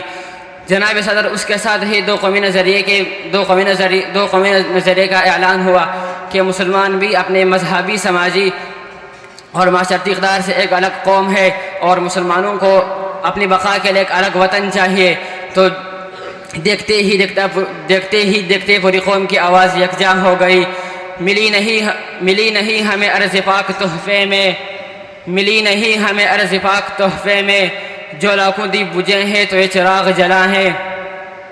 جناب علی قائد اعظم نے ان تک کوششوں سے 14 اگست 1947 کو اپنا الگ ملک حاصل کر کے پوری دنیا کو یہ ثابت کر دیا کہ فتح ہمیشہ حق کا مقدر ہوتی ہے۔ پاکستان بننے کے فوری بعد آپ نے اپنے ولولہ انگیز اور پرجوش تقاریر سے مسلمان نوجوانوں، بزرگوں، عورتوں اور بچوں کو اتحاد، ایمان اور تنظیم کے سنہری الفاظ کا سبق دیا اور تنظیم کے سنہری الفاظ کا سبق دیا۔ کام اور صرف کام کو اپنی زندگی کا مقصد بنانے والے اس عظیم رہنما کو بانی پاکستان کہلائے۔ یوں دی ہمیں آزادی کہ دنیا ہوئی حیران، یوں دی ہمیں آزادی کہ دنیا ہوئی حیران، اے قائد ہم پر تیرا احسان ہی احسان۔ تو پھر قائد اعظم محمد جناح نے اپنے لگائے ہوئے پودے کو زیادہ دیر تک پھیلتے پھولتے نہ دیکھا اور 11 ستمبر 1948 کو اس دنیا فانی سے کوچ کر گئے۔ جناب عالی میرے کہنے کا مقصد یہ ہے کہ قائد اعظم محمد جناح کے اس دنیا سے جانے کے بعد 76 سال کے عرصہ گزرنے کو ہے۔ سوچنے کی بات یہ ہے کہ آج ہم کہاں کھڑے ہیں؟ کیا ہم قائد کے فرمودات کو رکھ پا رہے ہیں؟ کیا ہم ان کے شدید جدوجہد کے محنت کے پل کو محفوظ رکھ پائے ہیں؟ افسوس کہ ایسا ہرگز نہیں ہے، لیکن آج کے اس عظیم دن میں کسی بھی مایوسی کے کلمات کو جگہ نہیں دوں گا۔ تو نے اس کو سینچا ہے لہو سے، تو نے اس کو سینچا ہے لہو سے، تیری خوشبو سے تیرا باغ ہمیشہ مہکے، وما علینا الا البلاغ المبین۔ بہت شکریہ، جزاک اللہ جمشید۔ کلاس لیول 5 سے جمشید قائد اعظم کی ذات اور شخصیت پر روشنی فرما رہے تھے۔ اب میں بالکل اختتام کے لیے، ہمارا پروگرام ایک چھوٹا سا پروگرام تھا، اگر وقت تھوڑا زیادہ ہو گیا ہوگا تو مہمان گرامی سے میں معذرت چاہوں گا کہ وقت تھوڑا زیادہ ہو گیا۔ میں اختتامی کلمات کے لیے اور آخر میں دعا کے لیے میں مفتی قمر صاحب سے درخواست کروں گا کہ مفتی قمر صاحب پلیز تشریف لائیے اور اپنے طلباء کو اپنے کچھ کلمات سے روشناس فرمائیے۔ بہت شکریہ مفتی قمر صاحب۔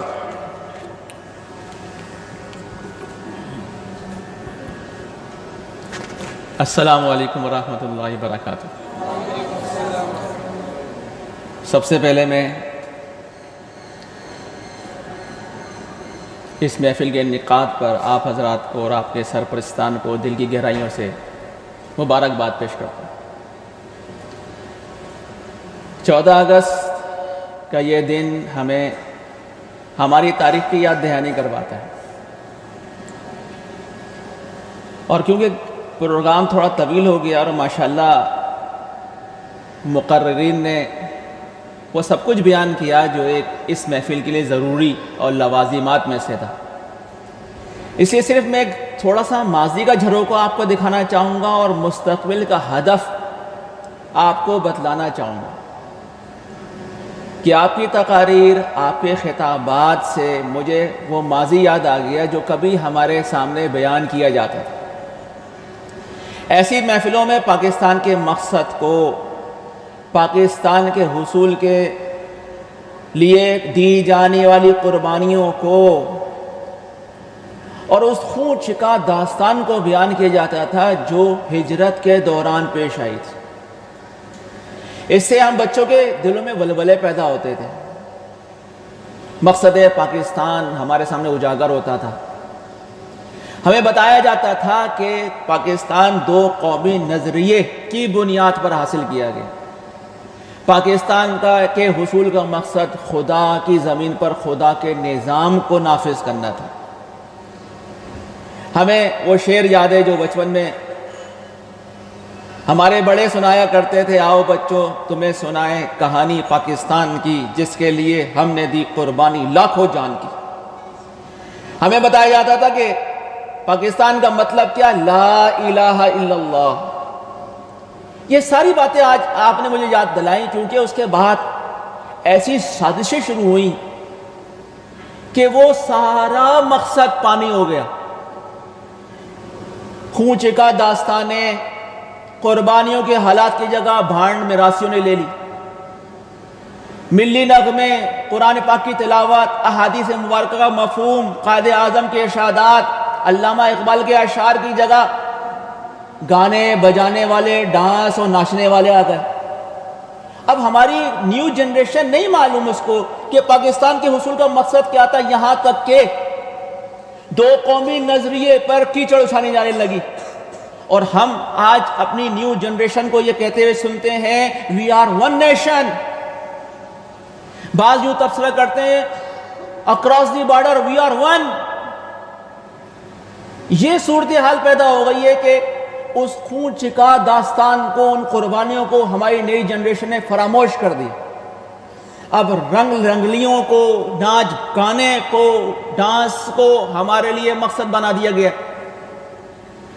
तो आप हजरात की इन तकारीर से मुझे वो पुराना मकसद, या यूं कहते हैं बीती हुई दास्तान याद आ गई जो हम बचपन में तज़किरे किया करते। इस मौके पर पाकिस्तान के मकसद को दोहराते थे, अपने आप को याद दहानी करते थे, पाकिस्तान के मुस्तकबिल के लिए तैयार होते थे। माशाअल्लाह मैं इस मजलिस के इनेकाद पर आप हजरात को इसीलिए तहे दिल से मुबारकबाद दे रहा हूँ कि आपकी वजह से मुझे अपना वो भूला बसरा मकसद याद आया। वरना आज जो महफिलें हमारे मुल्क के तूलो अर्ज में हो रही हैं, उनमें इनको सानवी हैसियत दे दी गई है। इसकी जगह पर हमें एक नए पाकिस्तान से मुतारफ कराया जा रहा है जिसका पुराने पाकिस्तान से कोई ताल्लुक नजर नहीं आता। मौजस सर ने यह भी जिक्र किया कि उलमाए इकराम, एक तखमीने के तौर पर कि उलमाए इकराम ने पाकिस्तान के क़याम के लिए अपनी कोशिशें की होंगी। मैं तखमीन की बुनियाद पर नहीं, यकीन की बुनियाद पर कहता हूँ। मुझे मेरे हाफ़ज़े में वो मज़मून मौजूद है जो पहले दरसी किताबों में बाकायदा लिखा गया था, क़याम पाकिस्तान में उलमा का किरदार। अब वो मज़मून दरसी किताबों में नज़र नहीं आता। मुझे तारीख़ याद है और ये तारीख़ भुलाई नहीं जा सकती, अगरचे इसे धुलाने की पूरी कोशिश की जा रही है। कहीं इसका तज़किरा नहीं होता कि उलमा के किरदार को तस्लीम करते हुए कायदे आज़म मोहम्मद अली जिन्ना ने मगरबी पाकिस्तान का झंडा जनाब मौलाना शब्बीर अहमद उस्मानी और मशरक़ी पाकिस्तान का झंडा जनाब मौलाना ज़फ़र अहमद उस्मानी के हाथों से लहरवाया था। सबसे पहले सरकारी सतह पर पाकिस्तान का झंडा इन दो उलमा ने इन दो हिस्सों में लहराया था। ये पाकिस्तान के लिए की जाने वाली उलमा की कोशिशों का इतराफ़ था। پاکستان بننے کے بعد بھی علماء نے اپنے کردار کو جاری و سائر رکھا. خلاصہ یہ ہے کہ 1947 14 اگست 1947 میں ایک وہ پاکستان وجود میں آیا جس کی جغرافیائی حدود تھی، اس طرف ہندوستان اس طرف پاکستان، اور پاکستان ایک وہ بھی وجود میں آیا تھا جس کی نظریاتی بھی سرحدات تھی، دو قومی نظریہ، توحید و رسالت، ختم نبوت، دفاع پاکستان وغیرہ. اور تاریخ نے دیکھا نظریاتی سرحدات کی حفاظت علماء کرام نے سنبھالی، جغرافیائی سرحدات کی حفاظت کا ٹھیکہ کسی اور نے لیا. 1971 میں جغرافیائی سرحدات باقی نہیں رہ سکی، پاکستان 2 لخت ہو گیا. اور الحمدللہ میں اس جگہ پر آپ کے سامنے اس بات کا اظہار خیال کر سکتا ہوں کہ الحمدللہ نظریاتی سرحدات آج بھی ویسی کی ویسی موجود ہیں. کوئی بھی مرحلہ ہو، کوئی بھی موقع ہو جس میں دین کو کوئی آنچ آ رہی ہو، علماء کرام کے سینے حاضر ہوتے ہیں. ختم نبوت کا مسئلہ ہو یا کوئی بھی دینی مسئلہ ہو، یہاں تک کہ اگر ہمارے شناختی کارڈ تھے پاکستان کا اسلامی نام، اسلامی جمہوریہ کا نام ہٹانے کا کیوں نہ مسئلہ ہو، علماء کرام سیسا پلائی دیوار کی طرح اور پہاڑوں کی چٹانوں کی طرح کھڑے ہو گئے. اور اسلامی جمہوریہ کے نام کو آپ کو نہیں معلوم ہوگا، اسلامی جمہوریہ کے نام کو ہمارے پاسپورٹ سے ہٹانے سے حکمران عاجز آ گئے. یہ علماء کردار. صورتحال یہ ہے میرے دوستوں، میرے نونہالوں اور قوم کے مستقبل کے معماروں، صورتحال یہ ہے کہ پاکستان کو جس مقصد کے لیے بنایا گیا تھا، یہ بات صحیح ہے کہ ہم ابھی تک اس مقصد کے حصول میں کامیاب نہیں ہو سکے. یہ بات صحیح ہے کہ ہم ابھی تک تشنا ہیں، یہ بات صحیح ہے کہ ہم ابھی تک پیاسے ہیں. وجہ اس کی یہ ہے کہ ہمارے ملک پاکستان، ملک عزیز، ملک خدا داد پاکستان میں ایسے عناصر نے قبضہ مال کر لیا جنہیں ہم مافیات سے تعبیر کر سکتے. ہوس پرستی، خود غرضی، مفاد پرستی کا دور ہے. یہاں تک کہ میں اوقات عرض کرتا ہوں تعلیم بھی ایک مافیا بن کے رہ گئی ہے. مافیا. مجھے بار بار سر نے علامہ اقبال کا ریفرنس دیا ہے، مجھے جناب علامہ اقبال کا شعر یاد آتا ہے جو میرے لیے بہت بڑا تازیانہ ہے. میں آج آپ کے سامنے پیش کرتا ہوں. نادان، کیا فرما رہے؟ نادان، ادب و فلسفہ کوئی چیز نہیں ہے، اسباب ہنر کے لیے لازم ہے تگ و دو، جد و جہد کرنی ہے. آگے جو شعر کا ایک حصہ ہے وہ بڑا خوبصورت ہے. فرما رہے ہیں زہر ہے علم نہیں، زہر احرار کے لیے. علم نہیں ہے وہ، زہر ہے احرار، حر کی جمع ہے، حر کہتے ہیں آزاد کو. زہر احرار کے لیے جس علم کا حاصل ہو اس دنیا میں کفے جو صرف دنیا کے لیے علم پڑھ رہا ہے، یہ زہر ہے. اور میں آپ کو گارنٹی سے کہہ سکتا ہوں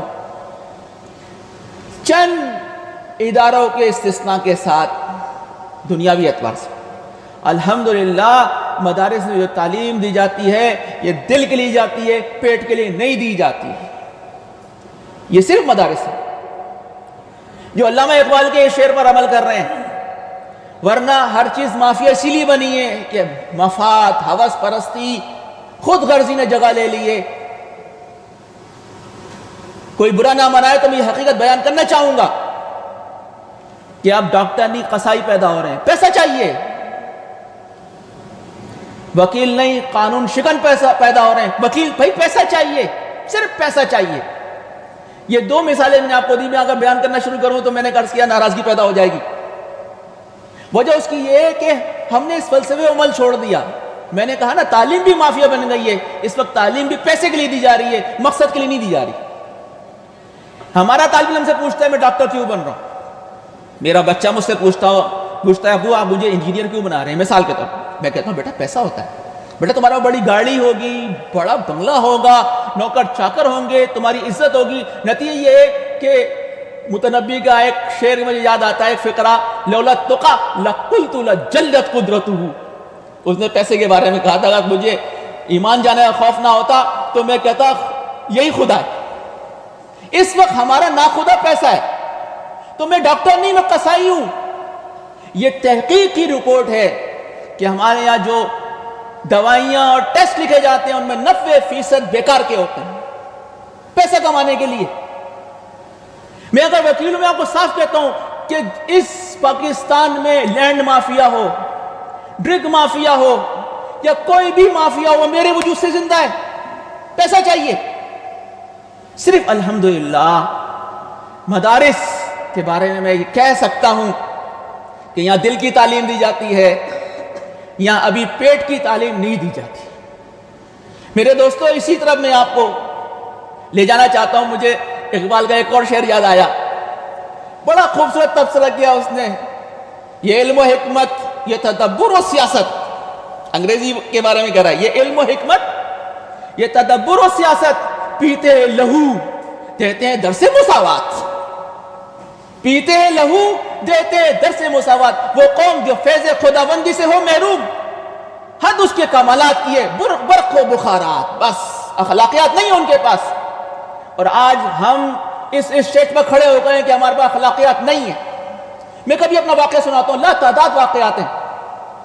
ایک دفعہ میں ایک عہدیدار کے پاس ایک مولوی صاحب کی سفارش کے لیے گیا کہ بھائی ان کا کام کر دو، مولوی ہیں، مدرسے پڑھاتے ہیں، چلو اتنے پیسے لے لو.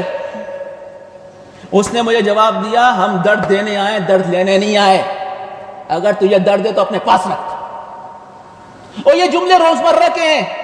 کبھی ایسا لگتا ہے دل میں گوشت کا لوتھڑا نہیں، پتھر کا ٹکڑا لگا ہوا ہے.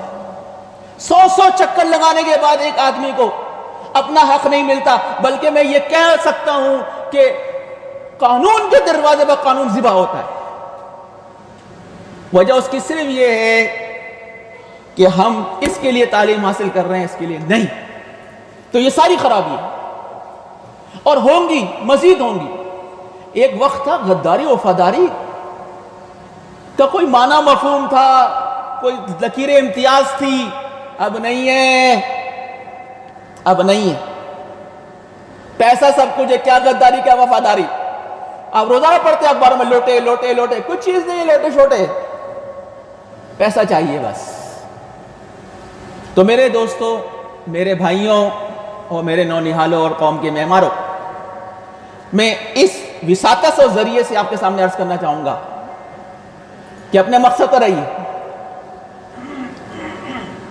اپنے کاس پر کاربن رہیے، اور اس سبق کو نہ بھولیے گا جو قیام پاکستان آپ کو دے رہا ہے، جو آج کا دن آپ کو دے رہا ہے، جو آپ کے اساتذہ آپ کو دے رہے ہیں، جو آج کی محفل آپ کو دے رہی ہے. آخری بات کر کے میں اجازت چاہوں گا، آپ کو مستقبل بتاؤں گا. کچھ ماضی بتایا، کچھ مستقبل بتانا چاہ رہا ہوں کہ مستقبل میں کیا کرنا ہے. تو میں عرض کروں کہ ہمارے یہاں مافیاز کا دور ہے. آپ نہیں لڑ سکتے. آپ چاہے کہ میں لڑ لوں گا، نہیں لڑ سکتے بھائی. آپ کی حیثیت ان مگرمچھوں کے مقابلے چھوٹی سی مچھلی کی ہے. صاف بتا رہا ہوں اور تجربے کے میدان سے گزر کر بتا رہا ہوں کہ پرائے تو پرائے اپنے پتھر ماریں گے، مصلحتیں آڑی آ جائیں گی، پتہ نہیں کیا کیا ہوگا. آپ نہیں لڑ سکتے، میں نہیں لڑ سکتا. ایک ہی صورت ہے اگر آپ میدان کو مارنا چاہتے ہیں، ایک ہی صورت ہے اگر آپ میدان فتح کرنا چاہتے ہیں، ایک ہی صورت ہے، وہ یہ کہ صلاحیت پیدا کریں. صلاحیت کے میدان میں آپ سے کوئی نہیں جیت سکتا. پیسے میں آپ ہار جائیں گے، اختیار میں آپ ہار جائیں گے، طاقت میں آپ ہار جائیں گے. میں بتا رہا ہوں آپ کو، صلاحیت کے میدان میں آپ جیت جائیں گے، علم اور ٹیکنالوجی کے میدان میں آپ جیت جائیں. اپنے اندر صلاحیت پیدا کریں اور باغ دوڑ سنبھال لیں. اپنے اندر صلاحیت پیدا کریں اور اداروں میں خدمات انجام دیں. اپنے اندر صلاحیت پیدا کریں، اپنا لوہا منوا لیں، تو انشاءاللہ قوم کا دھارا جو اس وقت تباہی کی طرف جا رہا ہے، ترقی کی طرف رواں دواں ہو جائے گا. آپ کی نوی جماعت میں ایک نظم ہے، مجھے بڑی پسند تھی. شاعر کہتا ہے، ناٹ گولڈ پیسہ نہیں، اونلی مین. افراد قوم کو بناتے ہیں، پیسہ نہیں بناتا، افراد بناتے ہیں. ہمیں افراد چاہیے. مجھے بڑا افسوس ہوتا ہے جب میں دیکھتا ہوں کہ نہ محنت ہو رہی ہے، نہ دلچسپی، شوق و لگاؤ ہے، اور سوچ رہے ہیں اوپر کا، میں یہ بن جاؤں، میں وہ بن جاؤں. مسجد میں بیٹھ کر نقل کر رہے ہیں اور کہتے ہیں میں وہ بن جاؤں، میں فلاطون بن جاؤں، میں فلاں بن جاؤں. نہیں ہوگا میرے دوستو، اپنے آپ کو دھوکہ مت دو. کالج میں بیٹھے ہو یا یونیورسٹی میں بیٹھے ہو، اس ٹوپی اور داڑھی کا خیال کرو. نہیں کریں گے نقل. جب دوسروں کے لیے ناجائز ہے تو ہمارے لیے بھی ناجائز ہے. نہیں کریں گے دھوکہ بازی، نہیں کریں گے فراڈ. جب دوسروں کے لیے ناجائز تو ہمارے لیے بھی ناجائز. ہمیں ایسے بندے چاہیے جو باہر جا کر ٹوپی نہ اتاریں. ہمیں ایسے بندے چاہیے جو باہر جا کر اپنے پانچ چھ ٹخنوں سے نیچے نہ کریں. ہمیں ایسے بندے چاہیے جو گفتار کے نہیں، کردار کے قاضی ہیں. یہ فقدان ہمارے اندر بھی آ رہا ہے. اگر ہم نے اس کے سامنے بند نہ باندھا تو پھر ہم میں ان میں کوئی فرق نہیں رہے گا، بلکہ ہم بدتر ہوں گے. تو میرے دوستو، جو ہم دیکھ رہے ہیں، میں اپنے دل کی آواز آپ سے کہہ رہا ہوں، اور آپ کو یقین مانیں، اللہ شاہد ہے، میں اپنے اولاد سمجھ کے کہہ رہا ہوں کہ اپنے اندر صلاحیت کا اضافہ کریں. میں کئی دفعہ کہہ چکا ہوں کہ ہر ایک میں کوئی نہ کوئی خامی ہوتی ہے. کسی کی رائٹنگ خراب ہے، کسی کی ریڈنگ خراب ہے، کسی کی اور کوئی مسئلہ ہوتا ہے. یہ وقت ہے کہ ان خامیوں کو دور کریں، اپنے اوقات کو صحیح طور سے صرف کریں. پھر کہہ رہا ہوں، اپنے اندر صلاحیت پیدا کریں تو یہ معاشرہ آپ سے نہیں جیت سکتا. باقی آپ نہیں لڑ سکتے، باہر جا کر آپ جھوٹ بولیں گے، بلکہ آپ کے بڑے ہی بولیں گے. اگر آپ کے اندر صلاحیت نہیں ہوگی، صلاحیت ہوگی، کھڑے ہو جائیں گے، بول نہیں کروں گا. ایک ہی صورت ہے بس. میں پھر بتا رہا ہوں آپ کو، اگر آپ سمجھے کہ میں یہ کر دوں گا، کچھ نہیں کر سکتے. میں آپ کے سامنے کھڑا ہوں، آپ کے اساتذہ آپ کے سامنے کھڑے ہیں.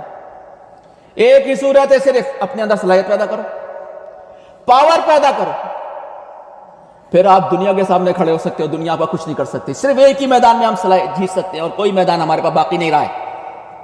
ہمارے پاس کوئی فوجیں نہیں ہیں، اسلحہ کے انبار نہیں ہے، دولت کے ڈھیر نہیں ہے، کچھ نہیں ہے ہمارے پاس. ہاں، اللہ کی دی ہوئی ایک صلاحیت موجود ہے، اس صلاحیت کو استعمال کر لو. موبائلوں میں اپنا وقت خرچ نہ کرو. میں آپ کو سچ بتا رہا ہوں، نہیں ملے گا. اپنا ٹائم ٹیبل بناؤ، اس ٹائم ٹیبل کے مطابق زندگی گزارو. اللہ اور اس کے رسول کے احکامات کو آج کاربند ہو جاؤ تو ہمارا مستقبل پھر ہمیں نوید سنا رہا ہے. آج کا حال، کل پہ مت جاؤ. کل میں یہ کر لوں گا، آج چھوڑو، کل پہ. مجھے اقبال کا ایک اور شعر یاد آیا، بہت خوبصورت اشعار ہے، مجھے کوئی شک نہیں. علامہ اقبال کو بس بشرط ہے کہ سمجھتے ہو. ہمیں اردو آتی ہی نہیں ہے، کیا سمجھیں گے؟ میں سچ بتا رہا ہوں، جب میں الفاظ سنتا ہوں نا، فقرے سنتا ہوں، تو میں بس بہت افسوس ہوتا ہے مجھے. بہرحال اقبال کہتا ہے، زمانے کی یہ گردش یگانہ، ایک حقیقت باقی فسانہ. کسی نے دوش دیکھا نہ فردا، نہ ماضی دیکھا نہ مستقبل. فقط امروز ہے تیرا زمانہ، آج بنا جو بنا رہا ہے، کل کر لوں گا، کل کر لوں گا. اس دھوکے میں مت پڑھو. فقط امروز ہے تیرا زمانہ. جس نے آج کو بنا لیا نا، اسی کل خود بخود بہتر ہو جائے گی. اور جس کا امروز نہیں بنا تو بہت سارے تماشے آپ کو ملیں گے. میں اپنے بچوں کو کہتا ہوں، یہ جمعدار ہے نا، تم سے اچھا موبائل چلاتا ہے، تمہارے باپ سے اچھا چلاتا ہے. لیکن دیکھ لو، یہ کچرا اٹھانے والے ہیں نا، روٹو سوائی کرنے والے، آپ کیا چلاؤ گے، کیا کرکٹ کھیلو گے ان کے سامنے؟ جاؤ پوچھو تو صحیح. کچھ نہیں بیچتے آپ سمجھتے ہو کہ کرکٹ میں بڑا کچھ ہے. یہ دھوکا ہے. یہ جتنے ہیں نا، آپ کو کیا معلوم. میں وہ زمانہ بتا رہا ہوں، 20 سال پہلے میں دیکھتا تھا ایک لڑکا یہاں بیٹھا ہوا ہے موبائل پہ اور اس کی باتیں سن رہا ہے. ایسے کنیکشن ہوتے تھے لوگوں کے پاس. کمرے میں بیٹھے، آپ کیا سمجھتے ہیں آپ کی گفتگو کیا میں نہیں سن سکتا؟ بھول جاؤ. 20 سال پہلے کی بات بتا رہا ہوں میں، کہ یہ پولیس والا بات کر رہا ہے، یہ بیٹا سن رہا ہے، وہ یہ کیا بات ہو رہی ہے. ایسے لوگوں کے پاس. وہی لوگ، کیا میں بتاؤں، آپ کچھ بھی نہیں ہو، آپ سمجھتے ہو میرے بہت اچھا موبائل. کوئی کمال نہیں ہے. کمال یہ کہ آپ اپنی فیلڈ میں ماہر ہو جائے بس. پھر آپ سے سامنے کوئی نہیں لڑ پائے گا، کوئی نہیں کھڑا ہو پائے گا. آپ کے اندر ہمت ہوگی، ایک وقار ہوگا، اور آپ کے اوپر آپ کا اپنی شخصیت اعتماد ہوگا. اور اگر اس دھوکے میں پڑے رہے جس دھوکے میں آج میرا بچہ پڑا ہوا ہے، میرا طالب علم پڑا ہوا ہے، تو یاد رکھو بہت سارے تماشے آپ کو مل رہے ہوں گے، دیکھ لینا، روزانہ ملتے ہیں. عبرت پکڑو، عبرت پکڑو، اپنی منزل کے لیے آگے بڑھو، اسی جگہ پر کھڑے مت رہو. جو درسگاہ میں جب آپ داخل ہوئے تھے جو آپ کی صلاحیت تھی آج بھی وہی ہے تو قابل افسوس بات. پھر ہم پاکستان کے لیے معمار کا کردار ادا نہیں کر سکتے میرے نونہال. ہم پھر پاکستان کے لیے ترقی کا سامان نہیں کر سکتے. ہم جبھی ترقی کا سامان کر سکتے ہیں جب ہم خوابوں کی سرزمین سے نکلیں، حقیقت کا سامنا کریں، نشیب و فراز دیکھیں، گرم و سر چکیں، کچھ محنت کریں، تب جا کر ہم پاکستان کے لیے، اسلام کے لیے اپنے کردار کو انجام دے سکتے ہیں، ورنہ ہم مافیاز کا شکار ہو جائیں گے. میں 2 الفاظ بتا رہا ہوں، شاید آج بچوں کو سمجھ میں نہ آئے لیکن کل یہ بات حقیقت آیا ہوگی. اگر آج ہم نے آپ کو نہ بنایا تو کل ہم مافیاز کا شکار ہوں گے. یہ فتنے ہماری ذات سے پھوٹیں گے، پھوٹ رہے ہیں. یہ فتنے ہماری طرف ہی لوٹیں گے، لوٹ رہے ہیں. ہم بھی دھڑے بندی کا سبب بن رہے ہیں، ہم بھی دوہرے معیار دکھا رہے ہیں، ہم بھی منافقت کا شکار ہو رہے ہیں. وجہ اس کی یہ کہ جب میرے اندر کچھ نہیں ہے تو مجھے بیساکھی چاہیے، سہارے چاہیے. اپنی ٹانگوں میں جان نہیں ہے تو ظاہر بات ہے مجھے کسی پر تکیہ کرنا پڑے گا، اور جب تکیہ کرنا پڑے گا تو اس کی بات مان کے چلنی پڑے گی. جس کا کھاؤں گا اسی کا گاؤں گا. جب خود کمانے کی صلاحیت نہیں ہوگی، اپنے ٹانگوں پر کھڑے ہونے کی صلاحیت نہیں ہوگی تو ظاہر بات ہے سہارے لینے پڑیں گے. پھر جس کا کھائیں گے اس کا گائیں گے. تو میرے دوستو میں بہت کچھ کہہ گیا، بس مجھے بہت خوشی ہوئی کہ آج قیام پاکستان کے اصل مقاصد ذکر کیا گیا. آج 2 قومی نظریے کا تذکرہ ہوا. آج وجہ بتائی گئی کہ ہم کیوں کہتے تھے بٹ کے رہے گا ہندوستان، لے کر رہیں گے پاکستان. وہ قربانیاں ذکر کی گئیں. ایک عرصے سے میرے کانوں میں اس کی سماعت نہیں گونجی تھی، ایک عرصے سے مٹا دیا گیا وہ تصور. 2 قومی نظریہ بچے سمجھتے نہیں ہے کیا ہے، رٹے ہوئے تو ہیں، سمجھتے نہیں. رفتہ رفتہ رفتہ رفتہ رفتہ وہ مضامین الفاظ کتابوں سے نکالے جا رہے ہیں. انگریزی کتاب جب میں نویں کی پڑھ رہا تھا صرف ایک عزیز بھٹی میں لفظ جہاد آیا تھا. میں نے کہا یا اللہ پتہ نہیں کس سے بچ گیا لفظ جہاد. بس اس کے علاوہ اپنے ناقص علم کی بنیاد پر عرض کر رہا ہوں، مجھے نہیں معلوم کہ لفظ جہاد. ہم اپنی اصطلاحات سے دستبردار ہوتے چلے گئے اور ہم بہت پیچھے جا لگے، دیوار سے لگ گئے.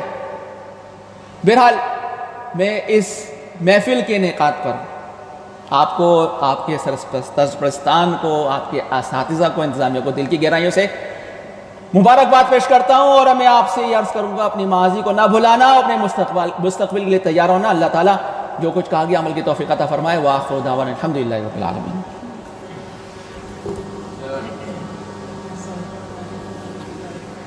بہت شکریہ مفتی قمر صاحب، اپنے ذرّی خیالات کا اظہار فرما رہے تھے.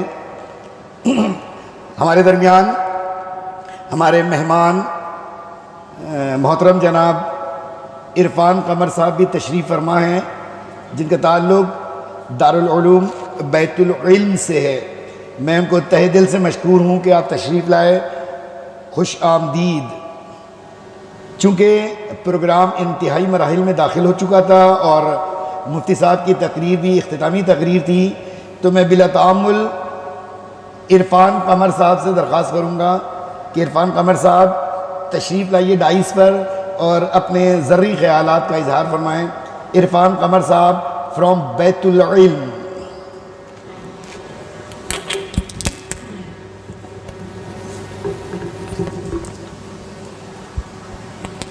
السلام علیکم ورحمۃ اللہ وبرکاتہ.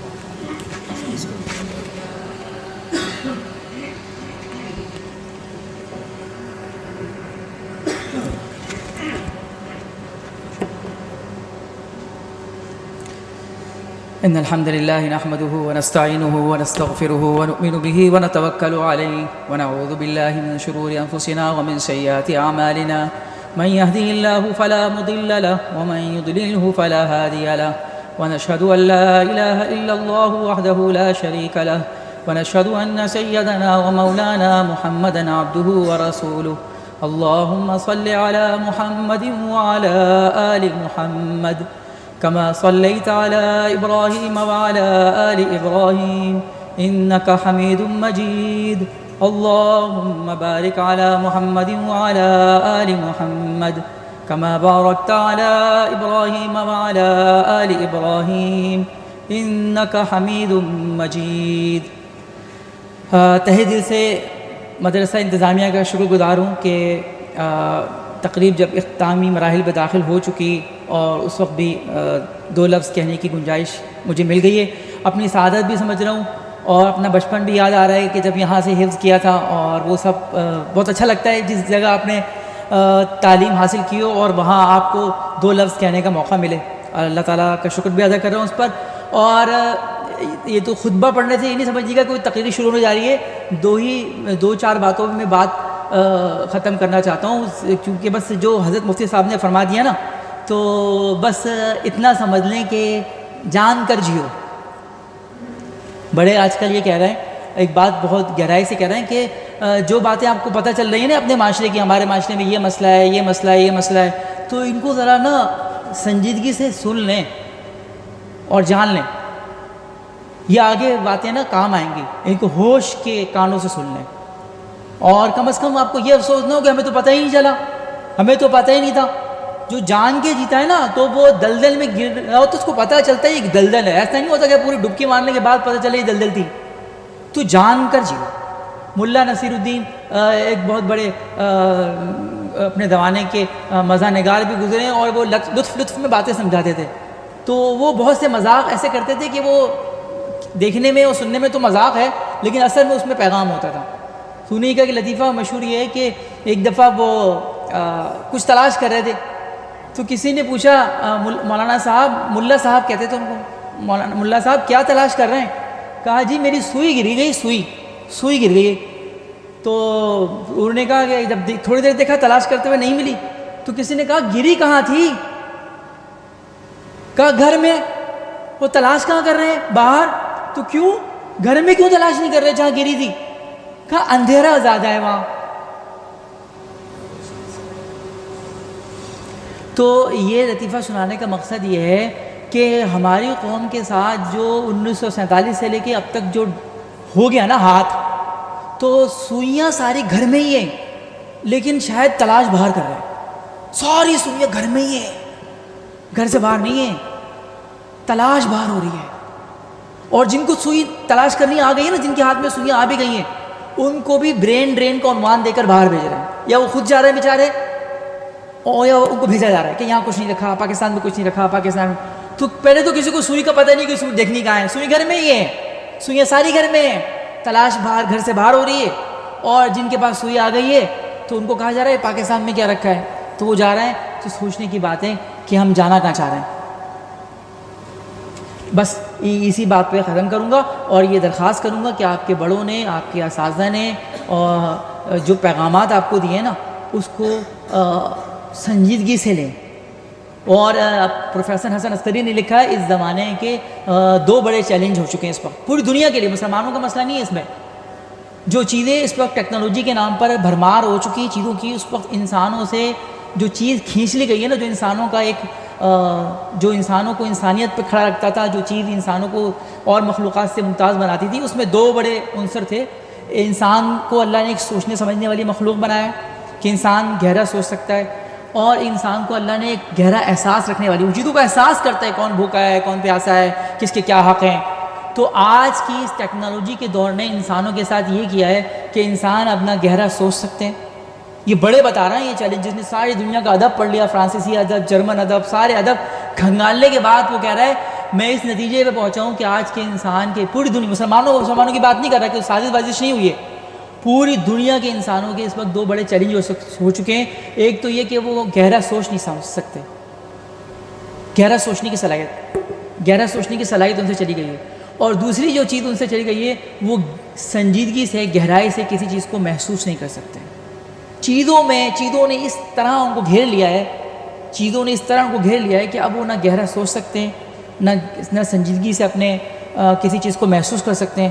تو بس اللہ تعالیٰ نے آپ کو یہ جو موقع دیا ہے, یہ جو 4 دیواری دی ہے, اس میں بھی ابھی آپ کے بعد بہت بڑا موقع ہے. میں نے آپ سے بھی تھوڑی دیر پہلے لطیفہ سنایا تھا کہ سوئیاں ہیں، تو جو سوئیاں ہیں ان میں سے کچھ سوئیاں آپ لوگوں کے پاس بھی ہیں، آپ کو پتہ ہونا چاہیے.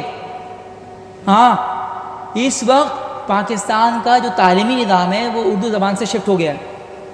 اب تو سرکاری اسکولوں میں بھی نا وہ بھی اتنے مروب ہو چکے ہیں، سرکاری اسکول بھی، کہ وہاں بھی علوم، یعنی صرف اردو زبان کی بات نہیں ہو رہی، دوسرے علوم بھی، دوسرے فنون بھی اردو زبان میں نہیں پڑھائے جا رہے، وہ بھی انگریزی میں شفٹ ہوتے جا رہے ہیں. اور اس کا پتہ تو ماہر لسانیات بتاتے ہیں کہ کتنا بڑا نقصان ہو جاتا ہے، کتنا بڑا ہاتھ ہو جاتا ہے اس قوم کے ساتھ جس سے اس کی اپنی مادری زبان چھین لی جائے، کتنا بڑا ہاتھ ہو جاتا ہے. اسی وجہ سے جرمن، جاپان اور چائنیز، انہوں نے ویب سائٹ پر بھی اپنی زبانوں پہ کمپرومائز نہیں کیا ہے. عام بول چال تو چھوڑ دیں، ویب سائٹ پر میڈیا پر بھی انہوں نے اپنی زبان میں کمپرومائز نہیں کیا. وہ جانتے ہیں کہ زبان سے کمپرومائز کرنے کا کیا مطلب ہوتا ہے کسی قوم کے لیے. وہ قوم اپاہج ہو جاتی ہے، اس قوم کا اپنا کچھ ورثہ نہیں رہتا، وہ اپنے ماضی سے بالکل کٹ جاتی ہے، اور وہ کہنا چاہیے دوسرے لفظوں میں، آسان لفظوں میں بظاہر فارغ قوم. موقع ہے ابھی، آپ لوگ سارے علوم اردو زبان میں حاصل کر رہے ہیں، موقع ہے ابھی، اس میں مہارت پیدا کیجئے، علوم میں دسترس حاصل کیجئے، زبانوں کو بولنے سے مت جھجکیے، اپنی زبان کے مافی زمین کے اظہار میں مت جھجکیے، فائدہ اٹھائیے اس موقع پر کہ آپ مدرسے کی چار دیواری میں ابھی سب کچھ بن سکتے ہیں. یہاں سے جانے کے بعد پھر احساس ہوگا کہ کیوں محنت نہیں کی تھی. تو جو بڑے کہہ رہے ہیں اس پر کاربند رہیے، اس سے زیادہ بات نہیں کروں گا. اللہ تعالیٰ ہم سب کو عمل کی توفیق عطا فرمائے. سبحان اللہ و بحمدہ، سبحانک اللہم و بحمدک، نشہد ان لا الہ الا انت، نستغفرک و نتوب الیک.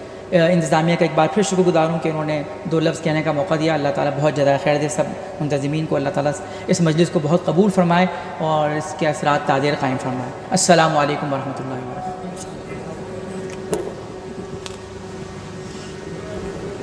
بہت شکریہ عرفان قمر صاحب کہ اپنے خیالات سے ہمیں مستفیض فرما رہے تھے. ہمارے درمیان ایک اور شخصیت بھی موجود ہیں،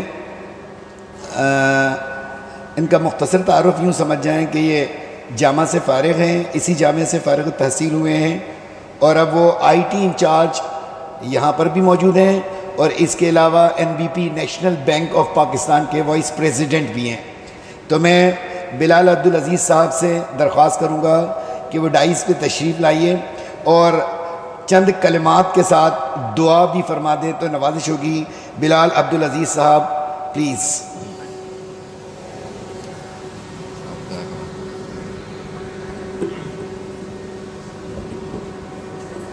السلام علیکم ورحمۃ اللہ وبرکاتہ. بس ہمارے یہ جو ساتھی حضرات ہیں نا، ان لوگوں کی تھوڑی سی شرارت ہے. انہوں نے کہا کہ جو ہے وہ آپ کو بھی جو ہے وہ روبرو کر دیتے ہیں. ان کا بہت بہت شکریہ کہ اس قابل سمجھا. باقی مجھ سے یہ کہا گیا ہے تھوڑی سی جو ہے وہ دعا جو ہے کروا دیں. تو دعا سے پہلے میں چاہتا ہوں کہ اس وقت کو تھوڑا سا 2-3 منٹ آپ لوگوں کو لے لوں.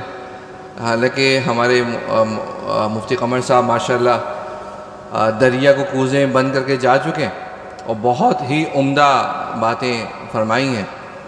انہی کو آگے بڑھانا ہے کہ جو چیزیں حضرت نے فرمائی آپ نے اس پہ عمل کرنا ہے اور اپنے اندر استعداد پیدا کرنی ہے اور اپنا جو ہے نا اپنے آپ کو ہلکا نہیں سمجھنا ہے. ٹھیک ہے، ہم جو ہے ماشاءاللہ جو ہے وہ علم کے میدان میں ماشاءاللہ العزیز جو ہے وہ بہت آگے ہیں، اس میں کوئی شک نہیں ہے، اور اس میں ہمیں کبھی بھی جو ہے وہ احساس کمتری کا شکار نہیں ہونا ہے. ٹھیک، اور الحمدللہ ماشاءاللہ جو ہے آپ لوگ ایک بہت جو ہمارے جتنے بھی اساتذہ ہیں وہ بڑی محنت سے آپ لوگوں کو پڑھا رہے ہیں اور آپ لوگ ماشاءاللہ پڑھ رہے ہیں. تو اس میں بس ایک بات میں صرف اضافہ کرنا چاہوں گا کہ ماشاءاللہ آپ لوگ جو ہے لیولز پڑھ رہے ہیں اور جو ہے وہ 80 علوم سیکھ رہے ہیں، 80 تعلیم حاصل کر رہے ہیں. اس بات کو یقینی بنانا ہے، اس بات کو یقینی بنائیں کہ اس 80 علوم کے ساتھ آپ نے دینی علوم کی مدد کرنی ہے. دینی علوم کو چھوڑنا نہیں ہے، اس کو اعلیٰ کے طور پہ سوال کرتے ہوئے آگے بڑھنا ہے. جیسے جب دین اسلام آیا عرب کے اندر اور جب عرب سے نکل کے وہ عجم میں پہنچا تو کیونکہ عجمی جو ایرانی تھے وہ پہلے سے جو ہے وہ فنون لطیفہ کے ماہر تھے، ان کے پاس ادب موجود تھا، ان کے پاس لکھنا لکھانا اور بڑی ان کے پاس کتب موجود تھی، تو انہوں نے اس کو اسلام کی جو تعلیمات تھی، اسلام کی جو چیزیں تھیں، اس کو انہوں نے عروج پہنچایا۔ آج ہم دیکھتے ہیں امام بخاری رحمۃ اللہ علیہ عجم سے، امام مسلم جو ہے وہ عجم سے، جتنی بھی بڑے بڑے نام آپ لیں گے ان کا تعلق جو ہے وہ نظر آتا ہے کہ وہ عرب سے باہر کے ہیں۔ تو کیونکہ ان کے پاس وہ آلات تھے، وہ فنون تھی کہ انہوں نے اسلام کی ترقی میں بہت بڑا کردار ادا کیا۔ تو یہی معاملہ آپ لوگوں کے ساتھ بھی ہونا چاہیے کہ اس کا مطلب یہ نہیں ہے کہ اگر آپ عصری علوم سیکھ رہے ہیں تو بس اس کو جو ہے نا اپنی زندگی کا جو مقصد بنا لیا اور بس جناب جو ہے نا ہم نے جناب میٹرک کر لیا اور ہم جو ہے نا آگے بس نوکری کریں گے، اور ہم ایسا بالکل نہیں دماغ میں آنا چاہیے، ٹھیک ہے۔ اس کا مقصد یہ ہے کہ ہم اس کے ذریعے سے اللہ کے دین کو سر بلند کریں گے، اس کے ذریعے سے اللہ کے دین کی جو ہے ہم اللہ کے دین کو جو ہے پھیلائیں گے، اس کو جو ہے نا جتنا ہم اپنی کوشش کر سکتے ہیں وہ ہم اس کی کریں گے۔ تو اس کی سارے جو ہے نا اس بات پہ سب جو ہے پرعزم ہوں اور اس بات پہ سب کے سب جو ہے نا اپنا ایک عزم بنا لیں، اور ساتھ ساتھ جو ہے نا اپنے بزرگوں کے ساتھ، اپنے جو بڑے ہیں اس فیلڈ کے ماہر ہیں ان کے ساتھ مشورہ کریں، ان سے کاؤنسلنگ لیں، کاؤنسلنگ یعنی ان سے اپنے آگے کے کیریئر کے بارے میں رہنمائی لیں، کیونکہ وہ آپ کے مزاج کو سمجھ رہے ہوتے ہیں، وہ جان رہے ہوتے ہیں، تو وہ آپ کو بتا سکیں گے کہ بیٹا تمہارا جو ہے نا رجحان اس طرف ہے تو تم یہ والی فیلڈ پکڑ لو۔ یعنی ایک شخص ہے وہ بہت لکھنے لکھانے کا ماہر ہے اور اس کو جو ہے وہ فقہ کے اصولوں پہ بڑی ماہرت ہے، وہ اس کو پسند ہے، تو بھائی وہ جو ہے وہ کیا کہتے ہیں قانون کی فیلڈ پکڑ لے۔ وہ عالم بننے کے بعد جو ہے وہ جناب اپنے LLB کرے، اور جو ہے اس کی بھی ہمیں ضرورت ہے۔ اسی طرح ایک کو جو ہے نا ذرا موبائل میں اور کمپیوٹرز میں اور ٹیکنالوجی میں دلچسپی ہے تو وہ اس طرف کی فیلڈ پکڑے۔ عالم بننے کے ساتھ ساتھ وہ جو ہے وہ عالم بننے کے بعد جو ہے وہ اس فیلڈ کو پکڑ کے نا اسلام کی ترویج اس میں کرنا شروع کر دے۔ تو یہ اپنے بزرگوں سے، اپنے اساتذہ کرام سے اس میں مشورہ کر کے اپنے لیے جو ہے فیلڈ کو جو ہے وہ طے کریں، اور اس کے ذریعے سے نا انشاءاللہ دین کی جو ہے نا خدمت کرتے ہیں۔ بس یہ چھوٹی سی بات میں نے کرنی تھی، بس حضرت کی جو ہے نا ماشاءاللہ بہت ساری بات کر چکے تھے، اور اس پہ جو ہے وہ دیسی گھی کا تڑکا جو ہے ہمارے محترم عرفان بھائی لگا چکے تھے، اور بس اب دعا فرما لیتے ہیں۔ اللہ تعالیٰ جو ہے آپ آ جاتے نا،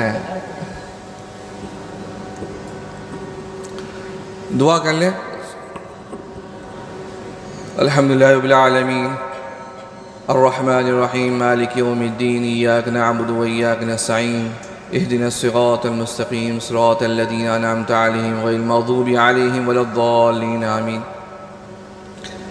سبحان اللہ وبحمدہ سبحان اللہ العظیم سبحان اللہ وبحمدہ سبحان اللہ العظیم سبحان اللہ وبحمدہ سبحان اللہ العظیم سبحان اللہ وبحمدہ سبحان اللہ العظیم وبحمدہ استغفر اللہ سبحان اللہ وبحمدہ سبحان اللہ العظیم وبحمدہ استغفر اللہ سبحان اللہ وبحمدہ سبحان اللہ العظیم وبحمدہ استغفر اللہ۔